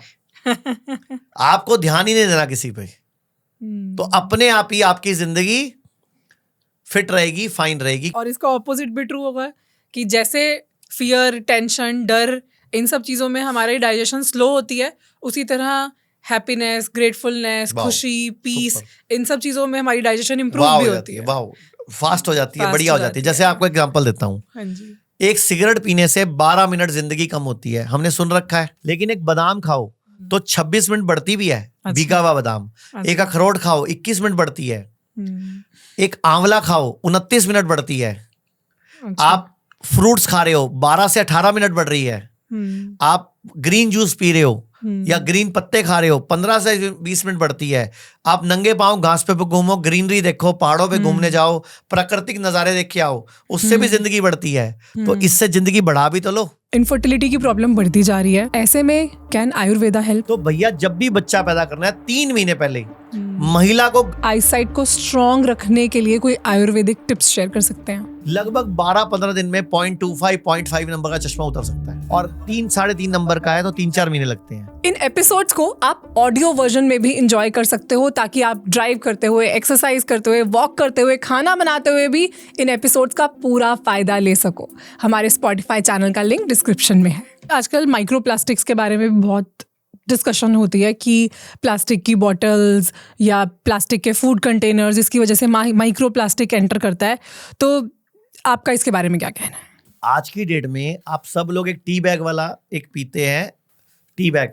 हाँ जी, बड़ा अमीरों का चोचला बोल सकते हैं उसको, अमीरों का एक फंडा बोल सकते हैं। एक डिप में, सिंगल डिप में 11 करोड़ माइक्रो प्लास्टिक पाया गया है। 11 करोड़ माइक्रो प्लास्टिक। अभी नैनो प्लास्टिक काउंट नहीं हुआ। तो बताओ कैंसर क्यों नहीं होगा? हम टूथब्रश करते हैं, नया ब्रश लाते हैं, महीने बाद उसके ब्रिसल घिसे होते हैं। तो अगर उसको माइक्रो प्लास्टिक से काउंट करो तो लगभग 200 से 250 करोड़ माइक्रो प्लास्टिक बनता है एक महीने में, जो आपके पेट में चला गया। क्या सोल्यूशन है इसका फिर? मंजन करो। आप मंजन करते हो? मैं मंजन करता हूँ। और ब्रश नहीं करते? ब्रश नहीं करता, हफ्ते में एक दिन खाली मैंने वो रखा हुआ है नीम का दातुन, उसको मैं आगे से चबा के उससे हल्का हल्का दांत साफ कर लेता हूँ। और मैं एक सच्ची बता रहा हूँ, जब तक मैं ब्रश करता था टूथपेस्ट वाला, आज से 7 साल पहले तक, मेरे 4 बार दांतों की फिलिंग हो चुकी है। अच्छा। और 1995 से मैं दांतों के लिए डेंटिस्ट के बाद मुझे हर साल जाना पड़ता था, और अभी 7 साल से मैं एक बार भी नहीं गया, जब से मैं मंजन कर रहा हूं और जब से मैं दातुन कर रहा हूं और ये मुलट्ठी इलायची चबा रहा हूं। स्क्रीन्स का यूज बहुत ज्यादा बढ़ गया है and there is no escape from that. जिसको काम करना है, लैपटॉप सिस्टम यूज करना है, फोन यूज करना है, उन्हें करना ही है। तो ऐसे में अपनी आईसाइट को स्ट्रॉन्ग रखने के लिए कोई आयुर्वेदिक टिप्स शेयर कर सकते हैं? अच्छा। एक मैं स्टोरी भी शेयर करना चाहता हूँ, छोटी सी। हाँ जी, हाँ जी। मैं जब 7वीं क्लास में था ना, तो मुझे चश्मा लग गया था। तो मेरी मम्मी डॉक्टर के पास ले गई, आई स्पेशलिस्ट के पास। उसने आंखें चेक करी और बोला कि चश्मा लगेगा, नजर कमजोर होगी, आंखों से पानी आने लग गया। मेरे चाचा जी साइंटिस्ट हैं, जूलॉजिकल सर्वे ऑफ इंडिया में डायरेक्टर रिटायर हुए हैं। तो वो आए इधर, कहते इधर ये क्या कर रहा है, चश्मा कैसे लग गया? मैं कहा ऐसे से लग गया। तो कहते मम्मी को बुलाया मेरी, उन्होंने बोला डॉक्टर ने बोला है कि अब ये चश्मा परमानेंट है। तो कहते हैं भाभी आप सवेरे डॉक्टर को दोबारा चलाएंगे। तो सुबह डॉक्टर के पास दोबारा गई। मेरे चाचा जी ने डॉक्टर को बोला कि डॉक्टर साहब चश्मा नहीं लगवाना, आप कोई तरीका बताओ। अच्छा। तो डॉक्टर ने बोला 5 बादाम और 5 भूरी मिर्चें, जिसको सफेद मिर्चें बोलते हैं, अच्छा। वो रात को भिगो के रखनी है और सुबह उठ के चबा के खानी है। अच्छा। नंगे पांव घास में घूमना है और सुबह उठ के अपनी लार लेके आंखों में डालनी है। आंखों में डालनी है? आंखों में डालनी है, काजल की तरह लगानी है। अच्छा। अपनी लार, सलाइवा। आज मैं 50 साल का हूं, अभी तक चश्मा नहीं लगा। तो मैं सबको बोलूंगा, भूरी मिर्चें, बादाम रात को भिगो के रखो, नंगे पांव घास पे घूमो और सुबह उठ के अपनी लार आंखों में डालो, तो आपको भी चश्मा भगवान ने चाहा तो नहीं लगेगा। और अगर किसी को ऑलरेडी चश्मा लगा हुआ है तो? लगा हुआ है तो आयुर्वेद में अक्षी तर्पण और नाभि तर्पण, शिरोधारा के साथ आपका ये चश्मा उतर सकता है। और कानों के लिए आयुर्वेद में होता है कर्णपुरन। कितना टाइम लगता है चश्मा उतारने में? लगभग 12-15 दिन में 0.25, 0.5 नंबर का चश्मा उतर सकता है। और 3-3.5 नंबर का है तो 3-4 महीने लगते हैं। इंडिया में विटामिन B12 की कमी बहुत ज़्यादा कॉमन है। आई एम श्योर जितने लोग हमें सुन रहे हैं उसमें से भी आधे से ज़्यादा लोगों को विटामिन B12 डेफिशिएंट होता है। क्या सोल्यूशन है इसका? आप अमरूद के लगभग 25 ग्राम बीज ले लो, तरबूज के 25 ग्राम बीज ले लो और उनको रात को भिगो के रख दो। सुबह उठ के उसको निकाल लो, पानी फेंक दो और उसको मिक्सी में ग्राइंड कर लो। अच्छा। और उसमें एक छोटा टुकड़ा हल्दी, छोटा टुकड़ा अदरक, 10-15 कड़ी पत्ते, छोटी सी 2-3 इलायचियां और इसके अलावा 1 या 2 लौंग डाल के 3 घंटे के लिए छोड़ दो। उसके बाद उसको शहद डाल के पी जाओ, प्योर शहद 1 चम्मच घोल के। आपकी विटामिन B12 की प्रॉब्लम सॉल्व। एक और तरीका है, हमारे घरों में आम का अचार खाया जाता था। हाँ जी। और आजकल लोगों ने खाना छोड़ दिया, या खाते हैं तो कंपनियों का आता है, दादा दादी का नहीं। आम पूरा साल आता है क्या? नहीं। आम साल में 2-3 महीने के लिए आता है। तो हमारे पूर्वज इतने सयाने थे कि B12 की, उनको B12 नहीं पता था, उनको तो न्यूट्रिशन पता था, विटामिन A पता था, या उनको तो ताकत पता थी। हाँ। पूरा साल आम नहीं खा सकते थे, तो आम जब अम्बी रूप में होता था तभी उसका अचार बना देते थे। भाई 3 महीने आम खाया, 9 महीने अचार खाया, तो पूरा साल आम मिल गया मुझे। आम पापड़ खाते थे हम बचपन में। हमारी मम्मी दादी जाती थी वैष्णो देवी, वहां से आम पापड़ लेके आती थी, इमली का पापड़ लेके आती थी, इमली की गोलियां लेके आती थी। तो सब हमने छोड़ दिया। इमली खाओ, विटामिन B12 पूरा हो जाता है, विटामिन B6 पूरा होता है। और जो मैंने ये बताया आपको, ये तरबूज के बीज वाला, इससे ओमेगा 3, ओमेगा 6, ओमेगा 9 भी पूरा कर लिया आपने, खाली B12 पूरा नहीं किया। ऐसे आप क्या करो, 5 बीज चुन लो, कोई भी जो खाए जा सकते हैं। सूरजमुखी के बीज हैं, इसके अलावा आप ये पंपकिन सीड्स हैं, इसके अलावा आप कोई ये तिल ले लो, फ्लैक्स सीड्स ले लो। इनको भिगो के रखो, सुबह सुबह चबा के खा लो। इन्हें भी भिगो के खाना है? देखो, मैं आज आपको एक भिगोने की साइंस बता देता हूं, आप सबके दर्शकों के काम आ जाएगी। हम बादाम भिगो के क्यों खाते हैं? कहते हैं उसके अंदर कोई इस तरह के कंपाउंड्स होते हैं जो न्यूट्रिएंट के एब्जॉर्प्शन को रोकते हैं, तो वो निकल जाते हैं। कोई भी ड्राई फ्रूट या बिना, उसका तहसीर गर्म होती है तो वो ठंडक। बिल्कुल सही बोला आपने। मैं इसको साइंस बता देता हूँ। जब भी जो चीज धरती पर उगती है, अगर उसको उस दिन नहीं खाया जाए, उस टाइम नहीं खाया जाए, तो प्रकृति उसके अंदर के न्यूट्रिशन को कंप्रेस कर देती है और उसको बीज रूप में कन्वर्ट कर देती है कि भाई तेरे को खाया नहीं, अब तू अगली को पैदा कर। बीज बन गया ना, वो बीज बन गया, तो उसके जो एनर्जी थी कॉम्प्लेक्स हो गई, स्क्वीज फॉर्म हो गई। अब उसको कोई कीड़ा मकोड़ा ना खाए, उसके ऊपर एक एंटी न्यूट्रिएंट की लेयर चढ़ा देती है प्रकृति, नेचर। अब एंटी न्यूट्रिएंट मतलब टॉक्सिन। अब वो बादाम भी है, अखरोट भी है। अच्छा, आपके घर में दाल कितनी देर भिगोई जाती है? आधा पौना घंटा। 4 घंटे भिगोनी है आज के बाद, कम से कम 4 घंटे भिगती है, तब उसका टॉक्सिन पार्ट बाहर आता है और उसका जो कंप्रेस्ड फॉर्म है, न्यूक्लियस, वो खुलता है, सॉल्युबल फॉर्म में आता है। तो जैसे हमने बादाम भिगोया 8 घंटे, रात को भिगोया, सुबह खाया, तो बादाम में जो एंटी न्यूट्रिएंट था वो पानी में आ गया, और जो उसके अंदर कॉम्प्लेक्स न्यूट्रिशन था कंसंट्रेटेड फॉर्म में, जो प्रकृति ने कर दिया था, वो सॉल्युबल फॉर्म में आ गया, डाइजेस्टेबल फॉर्म में आ गया। तो हर बीज रूपी वस्तु को भिगो के खाना है। चने कम से कम 8 घंटे भिगोने हैं, काले चने भी, सफेद चने भी। सारी दालें साबुत खानी है आज के बाद, धुली हुई दालें नहीं खानी। अच्छा। और दालों को पहले ऐसे भिगोना है कम से कम 4 घंटे। मैंने recently gynaecologist and IVF specialist के साथ कुछ पॉडकास्ट किए और ये देखा है कि इनफर्टिलिटी की प्रॉब्लम बढ़ती जा रही है। लोग IVF ट्रीटमेंट्स ले रहे हैं, मल्टीपल टाइम्स जा रहे हैं, बट तब भी उनमें से बहुत लोगों को सक्सेस नहीं मिल रहा। ऐसे में कैन आयुर्वेदा हेल्प? अभी ना भारत में 2-3 बड़ी प्रॉब्लम है। एक तो इनफर्टिलिटी हो गई, दूसरा भारत में 86,300 बच्चे रोज पैदा हो रहे हैं एवरेजली। अच्छा। लेकिन वो सारे अनप्लैंड हो रहे हैं। अच्छा। मैं एक रिक्वेस्ट करूंगा पूरे भारत के लोगों से, अगर वो मेरी बात सुने तो भैया, जब भी बच्चा पैदा करना है 3 महीने पहले महिला को गर्भ शोधन करना है, बीज शुद्धि करनी है। पुरुष को भी बीज धारण करने से पहले बीज शुद्धि करनी है और स्पर्म की ताकत बढ़ानी है। उसके लिए पंचकर्मा में महिलाओं के लिए उत्तरवस्ती है, पुरुषों के लिए भी है, और साथ में नाभि तर्पण है, स्नेहन स्वेदन है, और बॉडी को डिटॉक्स करके बॉडी को पहले क्लीन करते हैं, फिर हम बोलते हैं आप गर्भ धारण करो, तो हेल्दी, स्वस्थ और सॉलिड बच्चा पैदा करोगे। इस युग में भी आप राम पैदा कर सकते हो, इस युग में भी आप नानक पैदा कर सकते हो। लेकिन जो 9 महीने प्रेगनेंसी चलेगी ना, तो पहले तो बीज अच्छा होना चाहिए, फिर 9 महीने मंत्र, प्रॉपर पाठ, वैसी फीलिंग, वैसी डाइट भी लेनी पड़ेगी। गलती से भी प्रेगनेंसी पीरियड में ये चॉकलेट्स नहीं खानी, ये रसगुल्ले, गुलाब जामुन, चीनी वाली चीजें नहीं खानी, क्योंकि इसमें सल्फर है। बच्चों को, छोटे छोटे बच्चों को चश्मे लग रहे हैं, छोटे छोटे बच्चों को थोड़े थोड़े टाइम बाद जॉन्डिस वाला बच्चा पैदा हो रहा है, निमोनिया हो रहा है बच्चों को पैदा होते ही। और कोशिश करो बच्चे नेचुरल पैदा करो, ये ऑपरेशन से बच्चे मत पैदा करो। तो शुरू से ही ना पोछे लगाओ प्रेगनेंसी में, झाड़ू लगाओ, एक्सरसाइज करो, कीगल एक्सरसाइज करो, उकड़ू बैठ के शुरू से ही गर्म पानी पियो, हर्बल टी पियो, तो आपकी प्रेगनेंसी, डिलीवरी जो है, प्रेगनेंसी भी बढ़िया होगी और डिलीवरी भी नॉर्मल होने के चांस बढ़ जाएंगे। और ऐसा हॉस्पिटल छांटो, ढूंढो जो नॉर्मल डिलीवरी पे जोर देता हो, उस हॉस्पिटल में अपना रजिस्ट्रेशन कराओ, और अननेसेसरी बार बार अल्ट्रासाउंड मत कराओ, और डॉक्टर की बताई फॉलिक एसिड की, आयरन की गोलियां मत खाओ, उसकी जगह कड़ी पत्ता, हल्दी और ऐसी कुछ चीजों के काढ़े वाड़े या कुछ जड़ी बूटियां खाओ, जिससे बॉडी को न्यूट्रिशन पूरा हो जाए।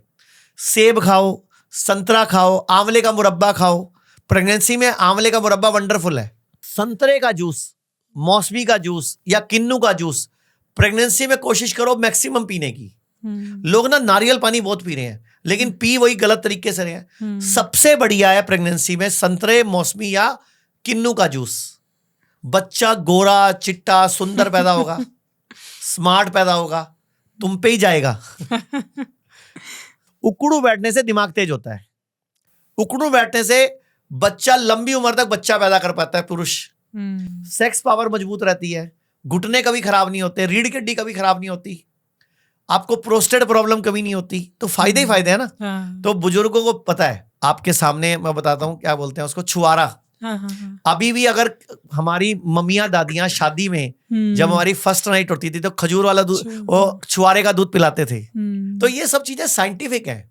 स्पर्म काउंट को बढ़ाती है, वो आपके टेस्टोस्टेरोन लेवल को बढ़ाती है चीजें, तो ये लोग वो यूज करते हैं। अभी भी अगर आप भारत में जो कश्मीर का इलाका है, हाँ जी, जो गुलाम कश्मीर है, जो पाक ऑक्यूपाइड कश्मीर है, वहां एक वैली है हुंजा वैली। वहां की लेडीज को 60-65 साल तक पीरियड चलते हैं, और दुनिया की सबसे सुंदर लेडीज हैं वो।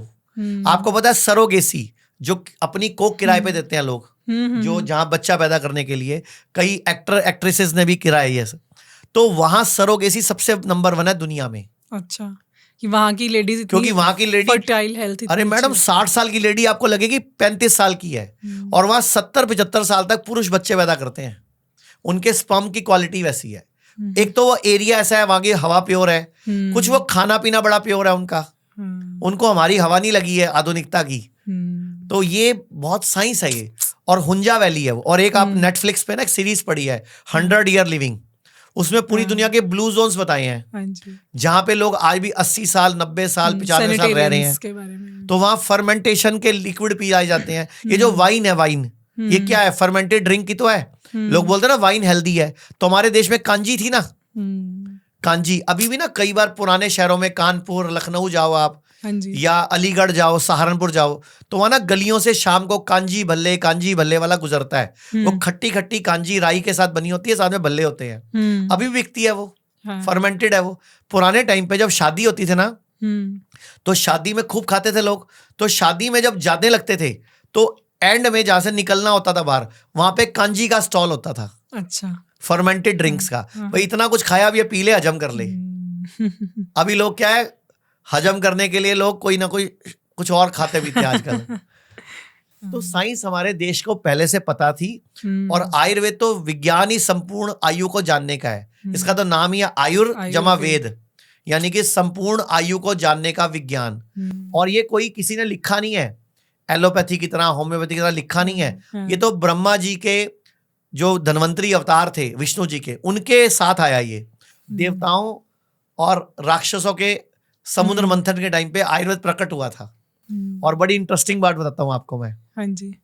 अभी थोड़े दिन पहले एक बहुत बड़ा त्योहार गया है। क्या गया है? दीपावली। उससे पहले हम एक दिन मनाते हैं जिस दिन हम चांदी खरीदते हैं, अच्छा, चम्मच खरीदते हैं, गिलास, धनतेरस। एक्चुअल में उसका असली नाम क्या है मालूम है आपको? धन्वंतरी दिवस। अच्छा। उस दिन आयुर्वेद के देवता प्रकट हुए थे। अच्छा। उस दिन ये ग्रंथ धरती पर आया था। धन्वंतरी भगवान का प्राकट्य दिवस धन्वंतरी दिवस है। वो आयुर्वेद का दिवस है। और उनकी खूब सारी बाजुएं थी भगवान विष्णु की तरह। तो 2 हाथों में कलश था, एक हाथ में आयुर्वेद था और एक हाथ में गिलोय थी। गिलोय का नाम अमृता है, संजीवनी है। कभी भी बुखार हो ना, बुखार की गोली मत खाना, गिलोय का काढ़ा पीना और गर्म पानी की बाल्टी में पैर डुबो के 40 से 60 मिनट बैठना। 10 में से 8 बार बुखार 1 से 2 घंटे में ठीक हो जाएगा। और बुखार आयुर्वेद कहता है हमारा मित्र है। आयुर्वेद कहता है फोड़ा, फुंसी, उल्टी, दस्त, जुकाम और बुखार ये मित्र है। हीलिंग कहीं बाहर नहीं है, हीलिंग हमारे अंदर है। लेकिन सही सोच, सही डाइट और बॉडी को डिटॉक्स करना, जैसे मैंने 2 सूत्र बताए थे पहले, वही आपको सेट करेंगे। आयुर्वेद में एक सूत्र और आता है, यावत कंठगते प्राणा मुमूर्षो जीवनस्य तावत चिकित्सा कर्तव्य कालस्य कुटिला गति। मतलब जब तक गले में प्राण है, जीने की इच्छा है, तब तक चिकित्सा करना पेशेंट का भी, वैद्य का भी कर्तव्य है। क्योंकि काल की गति कुटिल है। हो सकता है टाइम खराब चल रहा हो, आप जोर लगाते रहो, टाइम ठीक आएगा, पेशेंट ठीक हो जाएगा। तो ग्रहों का भी बहुत बड़ा रोल है आयुर्वेद के अंदर।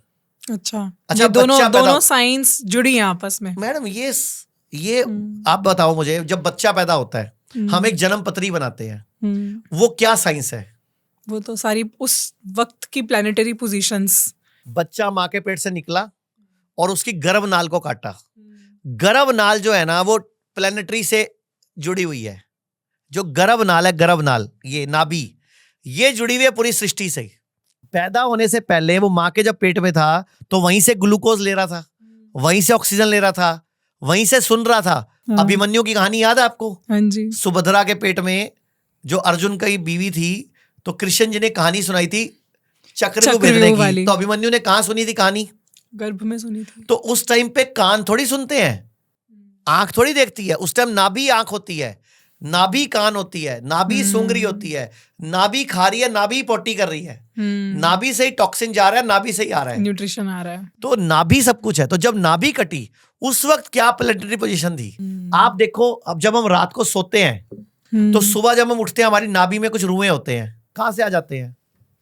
अब लोग बोलते हैं बनियान की रुई आ जाती है, तो बहुत सारे लोग बनियान नहीं पहनते भाई, तो नाभि में रुएं कहां से आ जाते हैं? क्योंकि नाभि एनर्जी ले रही है। अच्छा। नाभि ऐसे शंख की तरह एनर्जी ले रही है, कान भी ऐसे शंख की तरह सुन रहे हैं।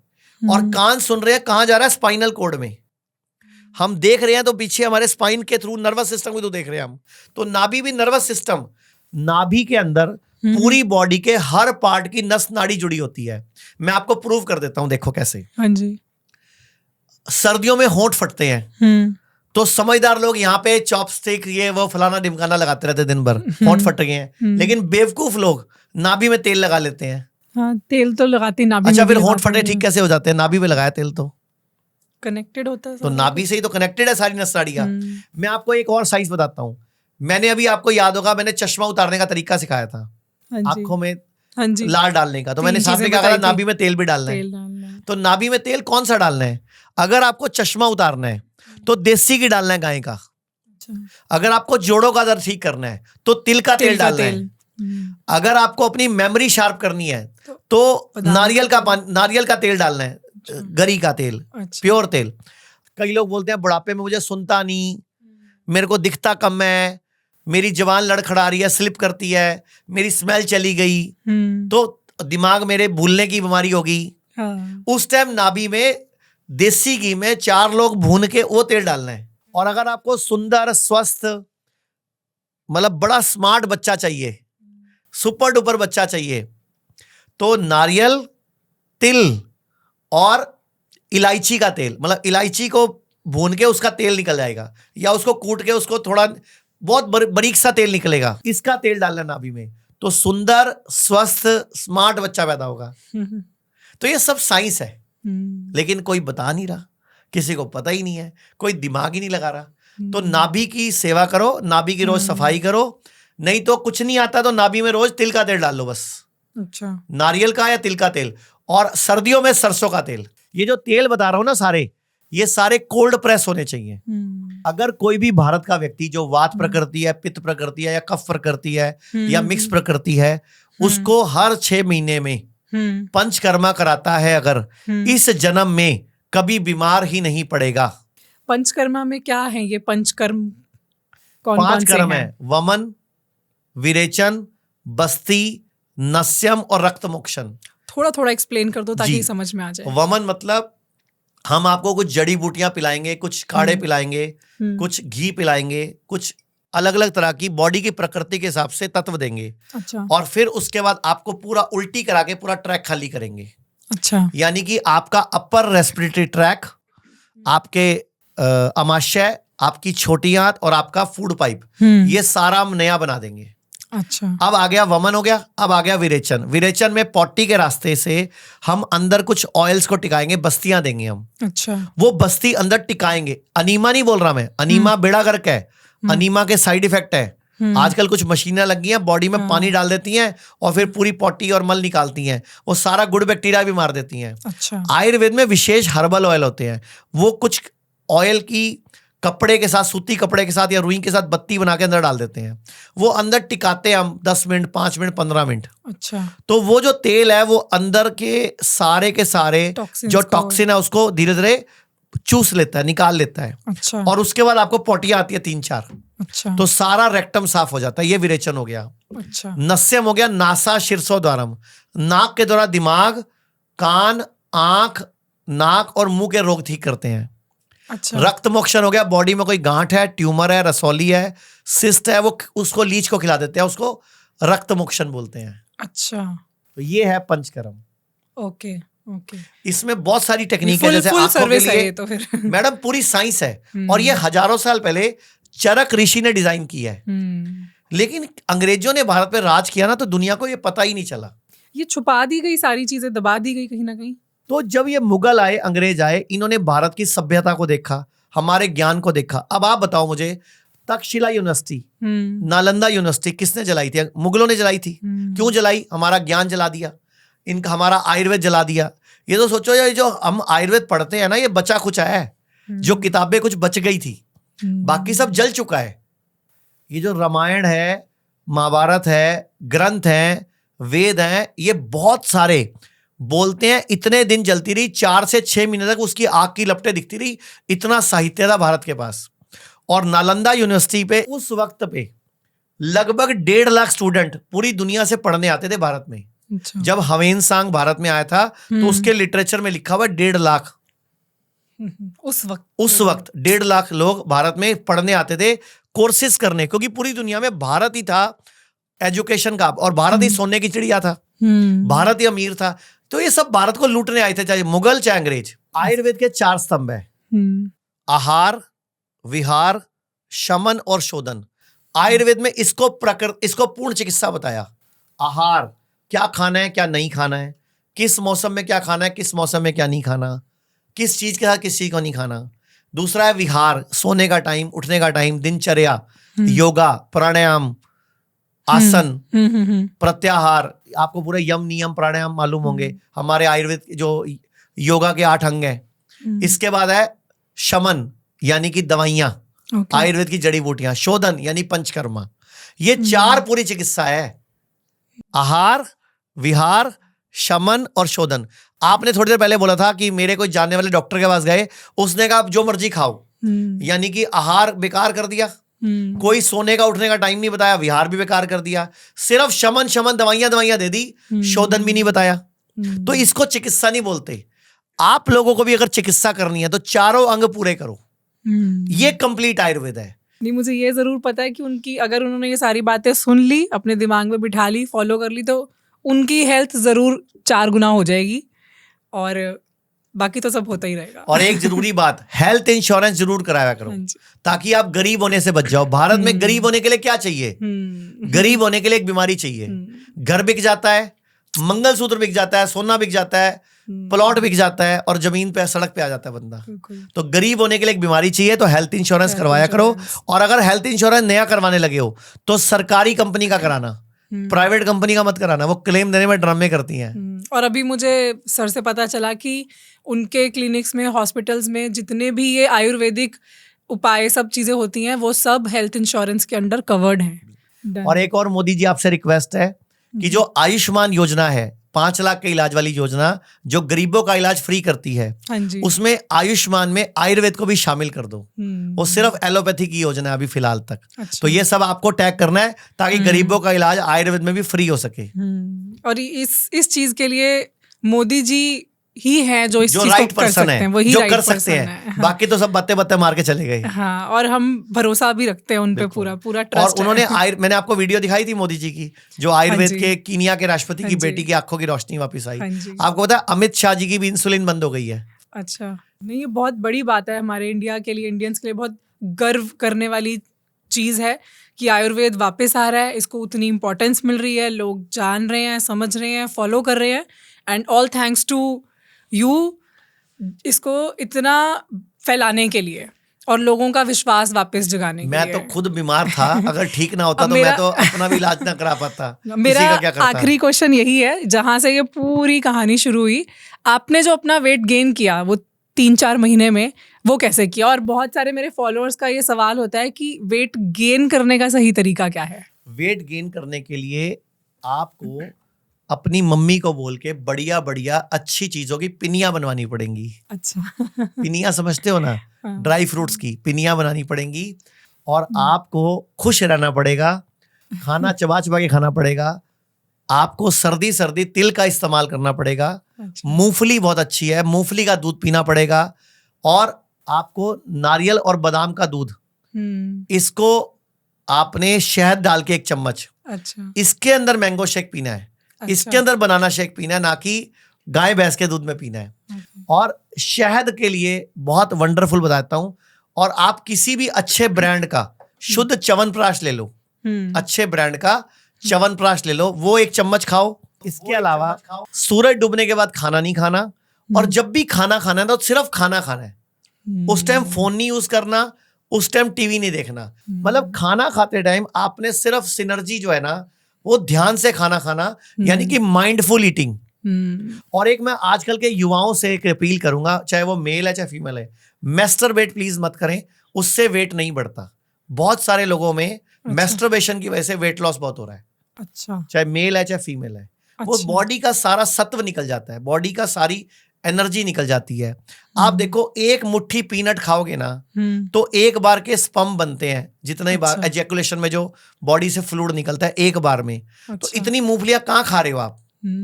आप 1 मुट्ठी बादाम खाओगे तो वो बनता है। तो हमारी जो बादाम है ना, वो मूंगफलियां हैं। पुरुष का वजन बढ़ाना है तो मूंगफलियां अच्छी हैं। महिलाओं को वजन बढ़ाना है तो शतावर, अच्छा, शतावर नाम की एक जड़ी बूटी है, शतावर, अर्जुन छाल और ब्रह्मी ले लो, उसका उबाल के सुबह शाम काढ़ा पी लो। तो आपका प्रोजेस्टेरोन हार्मोन भी ठीक रहेगा, आपको कोई प्रॉब्लम भी नहीं आएगी। और मैंने देसी घी वाला उपाय बताया था पॉडकास्ट के बीच में, वो कर लो तो आपको ना फीमेल प्रॉब्लम आएगी, ना अंडे आपके हमेशा बढ़िया क्वालिटी के बनेंगे, AMH लेवल भी आपका बेस्ट रहेगा।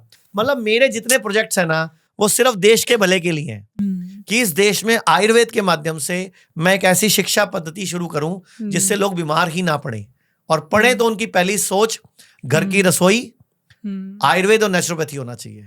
बहुत और अब वक्त आ गया इंटीग्रेशन का, सारी पैथियों को एक हो जाना चाहिए पेशेंट के भले के लिए।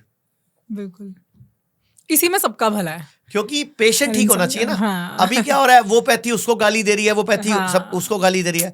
और मैं फिर बोलूंगा, सब पैथियों को एक दूसरे का सम्मान करना चाहिए। इंटीग्रेटेड हॉस्पिटल खोलने चाहिए जहां सब पैथियों के डॉक्टर बैठे। पेशेंट ठीक किससे जल्दी होगा वो करो। वो एकदम आइडियल वर्ल्ड होगा अगर भारत का पहला आदमी हूं, अप्रोच। भारत का पहला आदमी हूं जिसने भारत का पहला इंटीग्रेटेड हॉस्पिटल शुरू किया था, hymns hospital and institute of integrated medical sciences. अच्छा, ये हिम्स और की 55 हॉस्पिटल हैं, सारे इंटीग्रेटेड हैं। वाह, आयुर्वेद भी, होम्योपैथी भी, नेचुरोपैथी भी, योगा भी, यूनानी भी, सिद्धा भी, क्या एक्यूप्रेशर, एक्यूपंचर, एलोपैथी और टेस्टिंग भी, अच्छा, सब कुछ बीच में। जबरदस्त। आई थिंक इसी अप्रोच की जरूरत है अभी हमें, क्योंकि हर मोमेंट किसी ना किसी चीज़ की, जैसे आपने बोला कभी कुछ इमरजेंसी है तो फिर इंसान डॉक्टर के पास ही जाएगा। अगर उसके पास वक्त है या वो प्रिवेंटिव केयर चाहता है तो आयुर्वेदा या नेचुरोपैथी उसके लिए Best बेस्ट है। And thank you so much, इतना ज्ञान वो भी फ्री में सबको देने के लिए। मैं उम्मीद करती हूँ कि हमारे सारे व्यूअर्स आज के इस पॉडकास्ट का जितना हो सके उतना फ़ायदा लें और जितना हो सके उतना इसे शेयर करें। अच्छी चीज़ों को भी शेयर करना चाहिए। Thank you so much. अच्छी चीजों को ही शेयर करना चाहिए एक्चुअली। अच्छा, लोग बोलते हैं prevention is better than cure. हाँ जी। मैं बोलता हूँ prevention is the only cure. Thank you sir, Thank you, thank धन्यवाद। यू, थैंक धन्यवाद। यू।